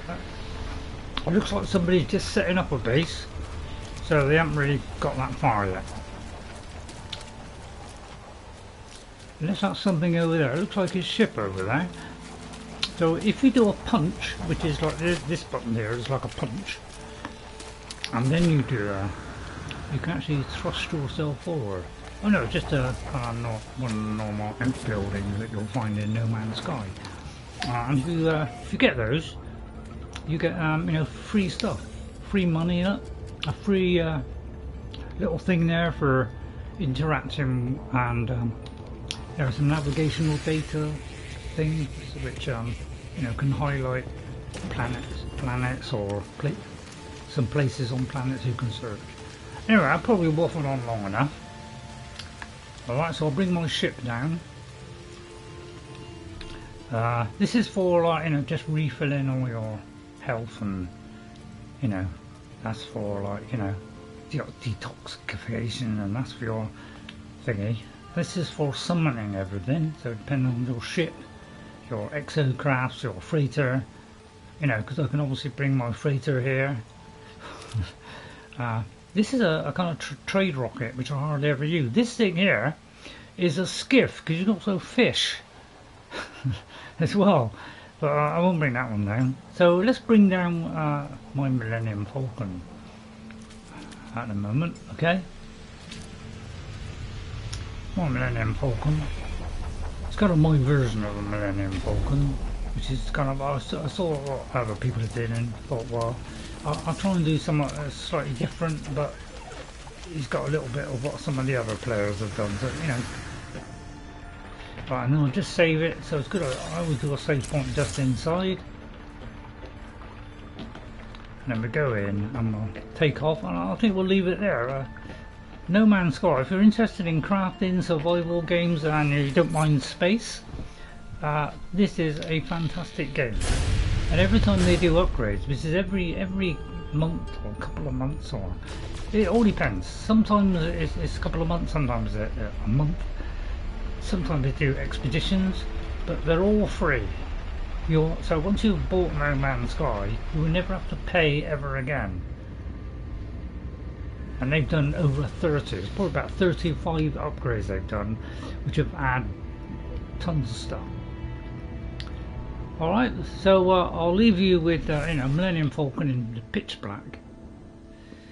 And you know, any point I can get out of this ship.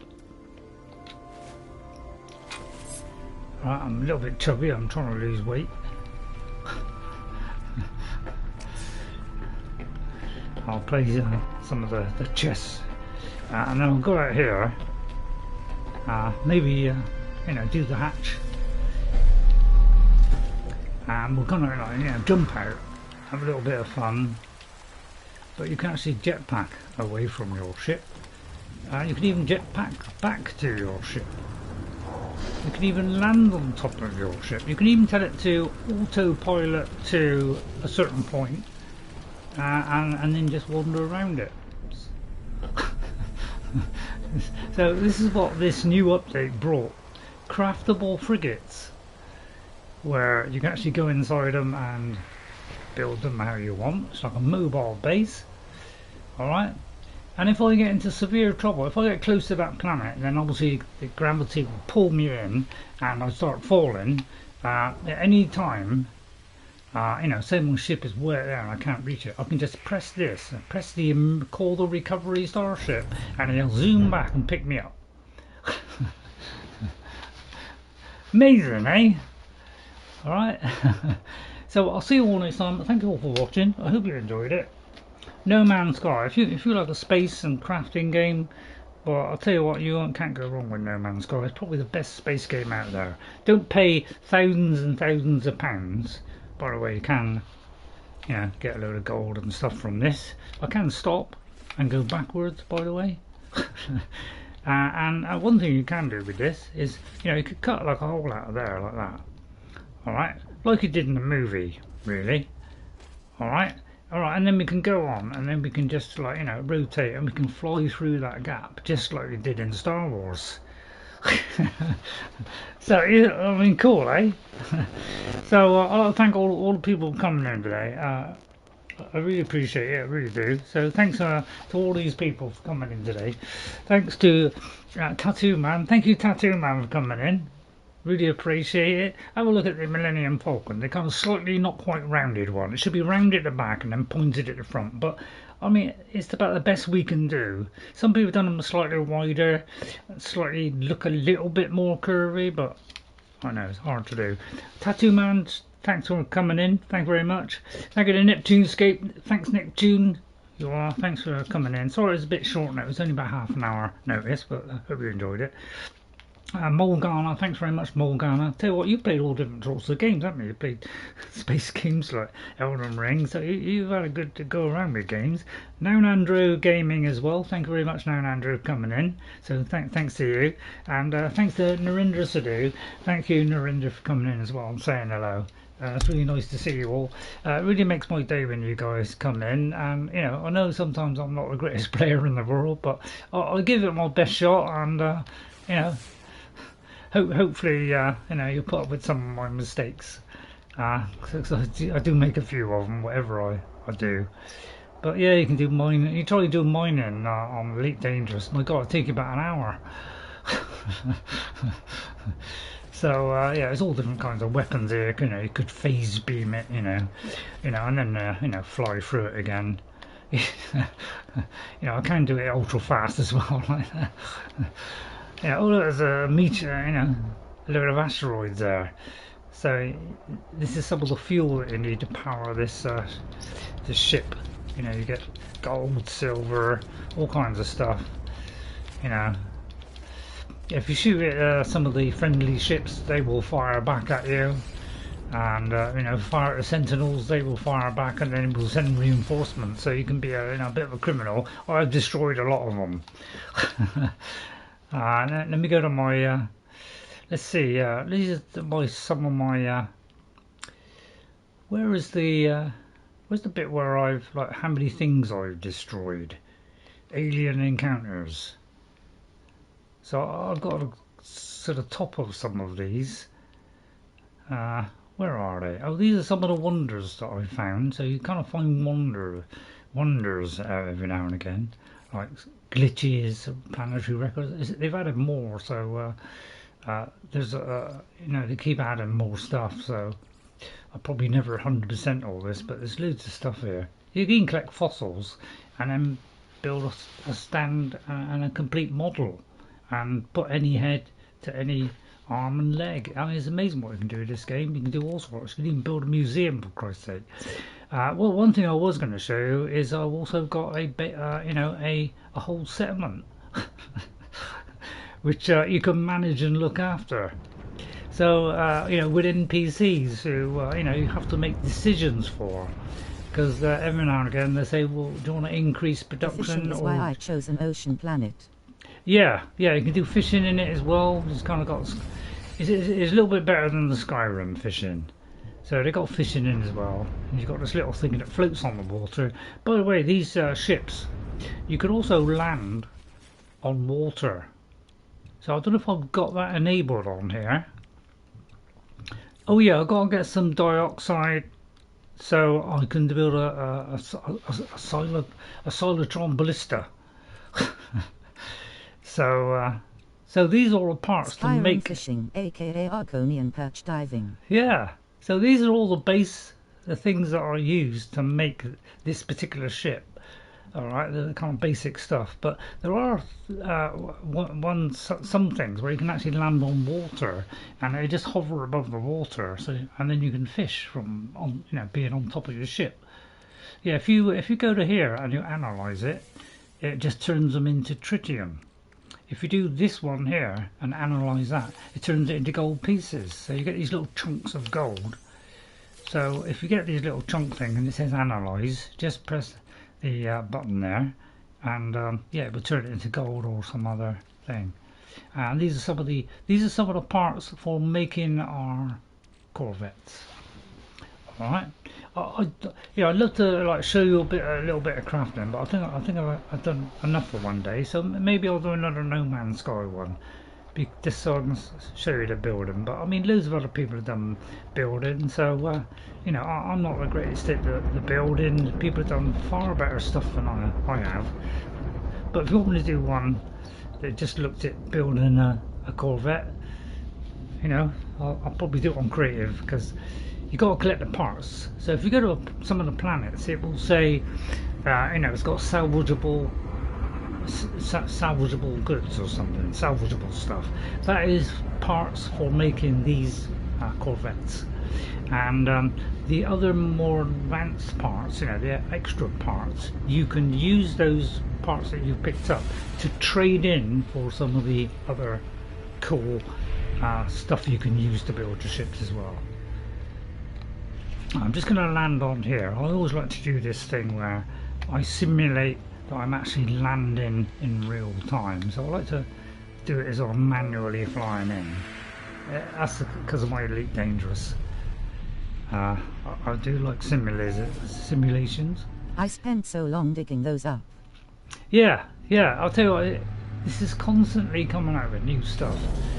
just when you think it's like, oh well, I think I'll give it a break for a bit, you know, and then like a couple of months later, they'll come up and they go, oh, you know, you can now do like you can build fossils, and it's like, what? And then it's like, oh, by the way, now you can build your own corvettes, which are bigger than a normal ship. I based my Corvette loosely on the Minotaur class battlecruiser from StarCraft. Oh, but right, it turned okay. out smaller than I wanted. Yeah. Okay, so I'll leave you with just you know, a little view for the view of the ship. All right, that's that one. And then we have where is it?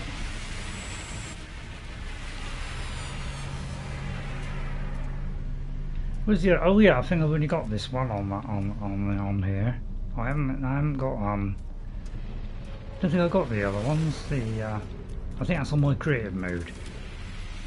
But yeah, I've got a few different types, like, you know, the Dark Knight, which is one of the smaller ones, so it'd be over here. There it is. But yeah, look at, I'll tell you what, you look at the inside of this. Alright, that's the exterior, right? If you look at the interior of this one, look how cool this one is. Oh, by the way, you can also summon creatures. You can, you know, you can have lots of different creatures that will just follow you around. And you can customize them, color them, put backpacks on them, all kinds of stuff. You've got an emergency warp. You've got I can deflect stuff with my scanner, so somebody's trying to scan me, see if I've got valuable goods, I can deflect it. I've got you know, a kind of trade, kind of, you know, find out what trade there is. But if I go to the interior of this ship, this is you know, really cool interior on this ship. And in VR you can see the entire interior. Alright, and when you take off with this one, you get this cool effect.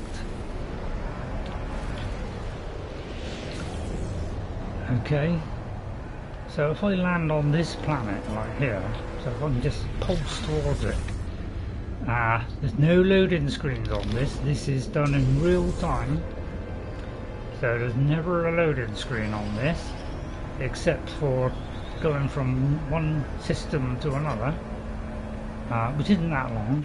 This is the cloud generation, which is massively improved. This might be a really toxic planet. It's so toxic I can't even see the ground. So I'll probably hit it in a minute. Now there it is, below the cloud cover. But look at that cool kind of like those lines going down. It's cool. I love this ship. This is the kind of Sentinel ship, and then I can kind of initiate a landing. Alright, and then get out, and then that saves it. And then I get like teleported out. But yeah, this is a planet, you know, lots of storms, extreme heat damage. Oh dear, I'm in real trouble now. I can scan this, and you know, I get money every time I scan it. I get some money for that. 31,000. You can also, you know, fight stuff. So you can scan. You get money for scanning. You get money for creatures. You get money for selling stuff. There's all kind of stuff. Right, storm's clearing. But yeah, this is the Dark Knight. It's quite a cool ship. Some of them are black, red. I mean, you get all different types. You can name your ship. All you do is go into here, go to there, and then you can rename it. This tells you its you know, maneuverability and everything. If I go down here, the scanner will also scan ships. So if any ship is in the vicinity, you can scan it, and it will tell you what type of ship it is, what the value is. So this ship, if I sold it, it cost 31 million. Really good too. Yeah, the music in it is fantastic in it, because it's very much like you'd expect in a sci-fi thing. Now see this little creature here. I could feed it. So I don't know if I can make the food, but look, if I make some creature pellets. Is that creature still about? Right, I see that creature there. I can make him my friend. I've probably got a full lot of full lot of creatures in there. But if I go there, I can feed him. Alright, I'll show you some of the other good things. You can get some milk from him. Alright, and I can also ride him I could adopt him, but I've got too many already. So I can get some milk from him, which is a craftable object, and make him some food. I could ride him. So this is another thing that players asked for, was can we fly the creatures? You can move him around. Alright, so I'm moving to the right and he's moving to the so you can suggest directions for him, so you can I'll go over there please, so you can, and you can do this in first person as well. So flying pets like him are nice for gathering salvage. Yeah, I know, but look, I can see this is first person view. If you want to get off, all you do is just jump off like that. Oh, I didn't realise it was that high, so it actually dropped me on the ground there. But you can feed these animals. I have a load of animals. You can also scan things from its back. Yeah, so these are some of the creatures I have. So I've got some bubbles. I've got this weird stick insect type thing. Alright, so you can rotate him up. Tells you where I found it and all kinds of stuff. He's playful, whether you fed him recently. That's that one. That's a kind of like, dinosaur. That's a kind of like a stegosaur thing. This is my little metallic one, which is in the last, one of the last exhibitions. You can get a little mechanical one now. And then to unlock another one, see, I'd have to install a new slot, which cost me 20,000 nanites. But I'm a bit low on nanites at the moment. So, but you can have up to, what's that? That's 18 different creatures you can have. It's not ridiculous. So yeah, I could summon this creature here. Alright, so if I just go here, I can go here and then summon one of those creatures. So let's see, like this one for instance. And he just follow me around. And he might even protect me if I got any damage. And I can go up to him and I can gently pat him. and he make little noises and go, hello favourite, tickle tickle bleep. You can give him a treat, so so feed him and you can give him a bit of love. You can then you can also customise his Spider-Man Sky is so amazing. Oh, I seem to hang on. I think because he's in an awkward place. Hang on. Yeah, sometimes they're in an awkward place, so it might go through the ground a bit. But yeah, you can customise them as well. Let me do that. I've forgotten how to do it now. I've got to. Yeah. So if I customise him, hopefully it won't go through the ground again. I can do something like put something on him, like a mini pack. I put a bit of armour on him. It tells me where I'm gonna. I think it's on his. I don't think I can see it very well. Is it? So I'll do like a bio canister. See his little bio. I think it's because there's a plant in the way, so you can't actually see it. But exotic armour. Yeah, he's kind of up against that plant at the moment, so that's kind of like blocking the view. And again, you can ride him in first person. So, alright, so and because I've got a big crest there, I can't see very well. So I'll go into third person. Here I am. See, I'm tiny. Look, that's why I couldn't see. Oh, I'm taking extreme heat damage. Right, okay, I'll just get off then. Right, there's my ship over there. I'll just fly over with my jetpack. Don't get too high when you do your jetpack, because otherwise you'll fall a long way and you could kill yourself with the fall damage. Oh, there's heat damage. And then get back on the ship. And then get back out and then it saves it. You see the cool thing that comes down? Alright, anyway, I've gone on far too long. I'm only meant to do like an hour or hour and a half, and just sort of done a lot longer. So thank you all for watching. I hope you enjoyed it. Thank you to all those people again, to Tattoo Man, to NeptuneScape, to Morgana, to Nandro Gaming, and to Narendra Sidhu. I'll see you all next time. Wait for the next sale of No Man's Sky and get it for half price, and you will have hundreds of hours of fun. just doing the Atlas pass. You know, doing the Atlas, you know, some huge mind and you can follow the Atlas and do the things that it asks you to do. Or we could follow Artemis, where there's a kind of tutorial starting off in the game, and then there's a kind of Artemis mission which gives you loads of free stuff. So there are all different missions in this, which is why this game is so amazing. There's 3 whole kind of lore things in the game, plus these other things you can do, like it show you how to build a base. You can explore stuff, and that will find new stuff for you. More stuff. I didn't even go to my settlement. I've even got my own settlement, which I wish I'd done now. I'll tell you what, I'll just very quickly finish off.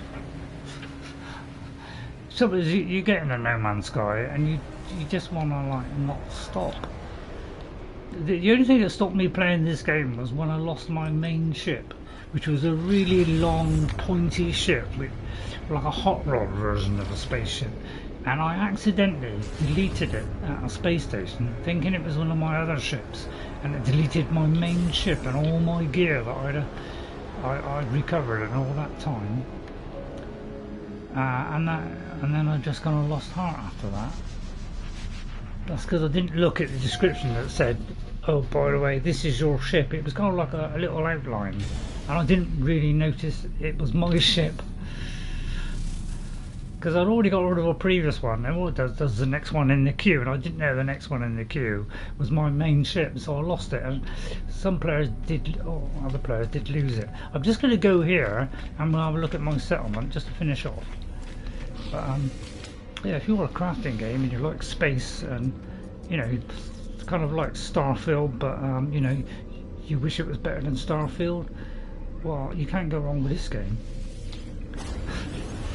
So my settlement, you know, you've got to defend your settlement. I think what they've done is they've taken other games and tried to reproduce them in No Man's Sky. So, you know, Bethesda did like settlements, right? So they put it in No Man's Sky. Yeah, it's shipbuilding. They put it in No Man's Sky.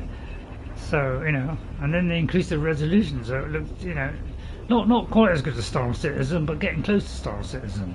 Then they've done ship interiors. I mean, it's got everything. So they just, over time, they've gradually, it's become the favourite space game of a lot of people. So I think you can have more than one settlement as well. So this is my settlement, and if you go here, this is like a management thing, or I can make a policy decision.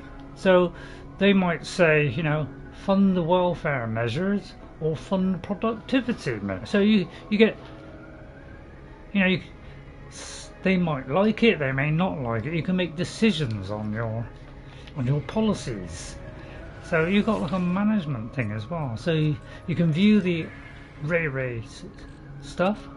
So, you know, apparently this has produced tons of nitrogen. I think I'll take that, thank you. So this is producing stuff for you as well. So oh, they're not very, oh, if I do that one it will increase maintenance costs, but that one will reduce. So it gives you different choices of things that you can select, and depending on which one you pick. So this is what has been happening. I haven't visited it for a while, so productivity has dropped, and because I don't know, there's a lot to do with No Man's Sky, and this is manage all your settlements, which I think I've only got one. So I haven't really got, you know, done too much on the settlements yet. But these are whole like villages. So, oh dear, we're being attacked by huge mutant creatures. Oh dear, what am I gonna? Oh look! There's some vicious. Hang on, let me switch to the right weapon. Oh look, I'm being attacked by these vicious mutated creatures. Right, I just got to recharge my weapon there. Oh dear, it's under attack. I've got some rancid flesh for that. Any others? But look, you know, all this can be. Right, is there any? Oh, there's another one.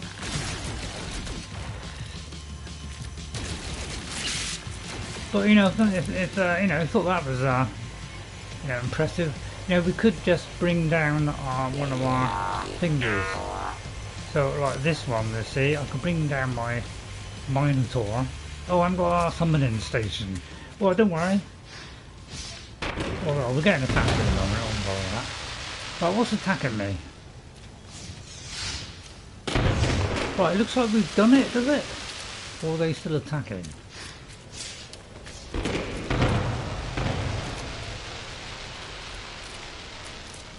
I think it wants me to go over here. Oh no, oh no, oh no. So that means we've fought off the battle.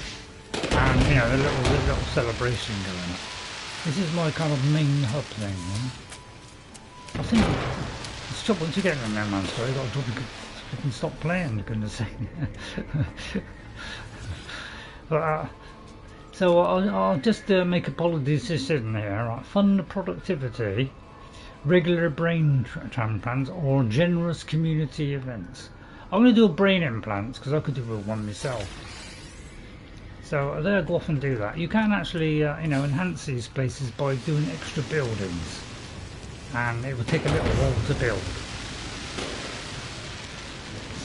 Alright, so thanks all for watching, hope you enjoyed it. This is my chubby friend. By the way, you can change to any type of creature and dress in all different kinds of gear, because you also have to customize just about everything on your ship, your freighter, and yourself. You can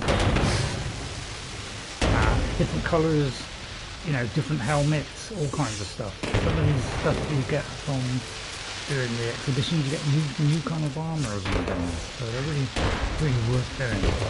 I'll see you all next time. Thank you all for watching. I'll just get up here onto the top deck here, and you know, oh look, my thing's in quarantine at the moment, probably. So thank you all for watching. I'll see you all next time. I hope you enjoyed it. If you're on the fence about No Man's Sky, put it this way: if you bought this and you've got interest in crafting in space, you can't go wrong with this. I would recommend this above Elite Dangerous or Starfield. If you want more RPG, you know, the more kind of Skyrim type thing, yeah, go with Starfield. But exploration wise, it's very weak compared to this. Right, look at that cool thing over there. And we haven't even seen all the amazing structures and creatures and robots that you got in this. We haven't even seen all that stuff yet. Okay, so I'll see you all next time. Thank you all for watching. Hope you enjoyed it. Maybe if a lot of people want No Man's Sky, I'll do a bit more of No Man's Sky. I might do a VR one at some point. Okay, because this whole game that I have now, I can play in VR. And with full depth for field and everything. Alright, so I'll see you all next time. Thank you all. Hope you have a good day. Sorry that you know, microphone didn't come out at the beginning. That's because I forgot to check the so I'm a little bit muffled at the start, so apologise for that. I'll try and do the next one properly. Alright, it's because it's quite easy to pull this out. That's the trouble. I'll see you all next time. Bye everybody. I hope you enjoyed it. I'll see you all next time. Okay, have a great day. That's my staff. That's one of many weapons I have. You know, I have other weapons somewhere. I'm not quite sure. You can do music in this as well. Just when you thought you couldn't do it all, you know. So I got Han Solo's blaster. You know, so I got Han Solo's blaster as well. So you know, lots of stuff. You know, I've also got Luke Skywalker's fishing rod. So you got all kinds of stuff here, and you can have up to 12 of these, I think. So I've also got that one. I've got a basilisk crown, which is what I'm using at the moment, which is a staff. I've also got a pillar of Titan, which is another staff. And yeah, and this can do all kinds of stuff, like it's got a blaze javelin on it. So you know, there's going to be loads of different ones. You get these on Twitch, on the Twitch rewards. So if you want all this cool stuff, go and watch people on Twitch or play the game and enable drops, and you can get some of this stuff. And this is another weapon. So I've got loads of different types of weapons, just just for fun. So you can do all kinds of stuff in this. So there's the weapon in close up. Alright, so I'll see you all next time. Thank you all for watching, and guess what? I'll see you later. Bye everyone. Bye for now. Bye. Take care. Have a great rest of the weekend. I'll see you on Tuesday with the Elder Scrolls Oblivion Remastered. And we'll also be starting a new game on Thursday, because we finished The Witcher now and done most of that, so, and the main mission.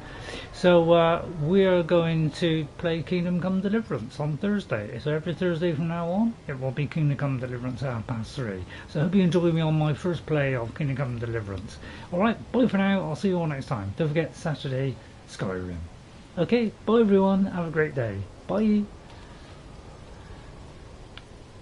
And thanks to all the people that came in today, really appreciate it, thank you. Bye for now, and I hope you enjoyed the look at the Corvettes and this amazing game. Bye for now. Wait for the sales, then buy it.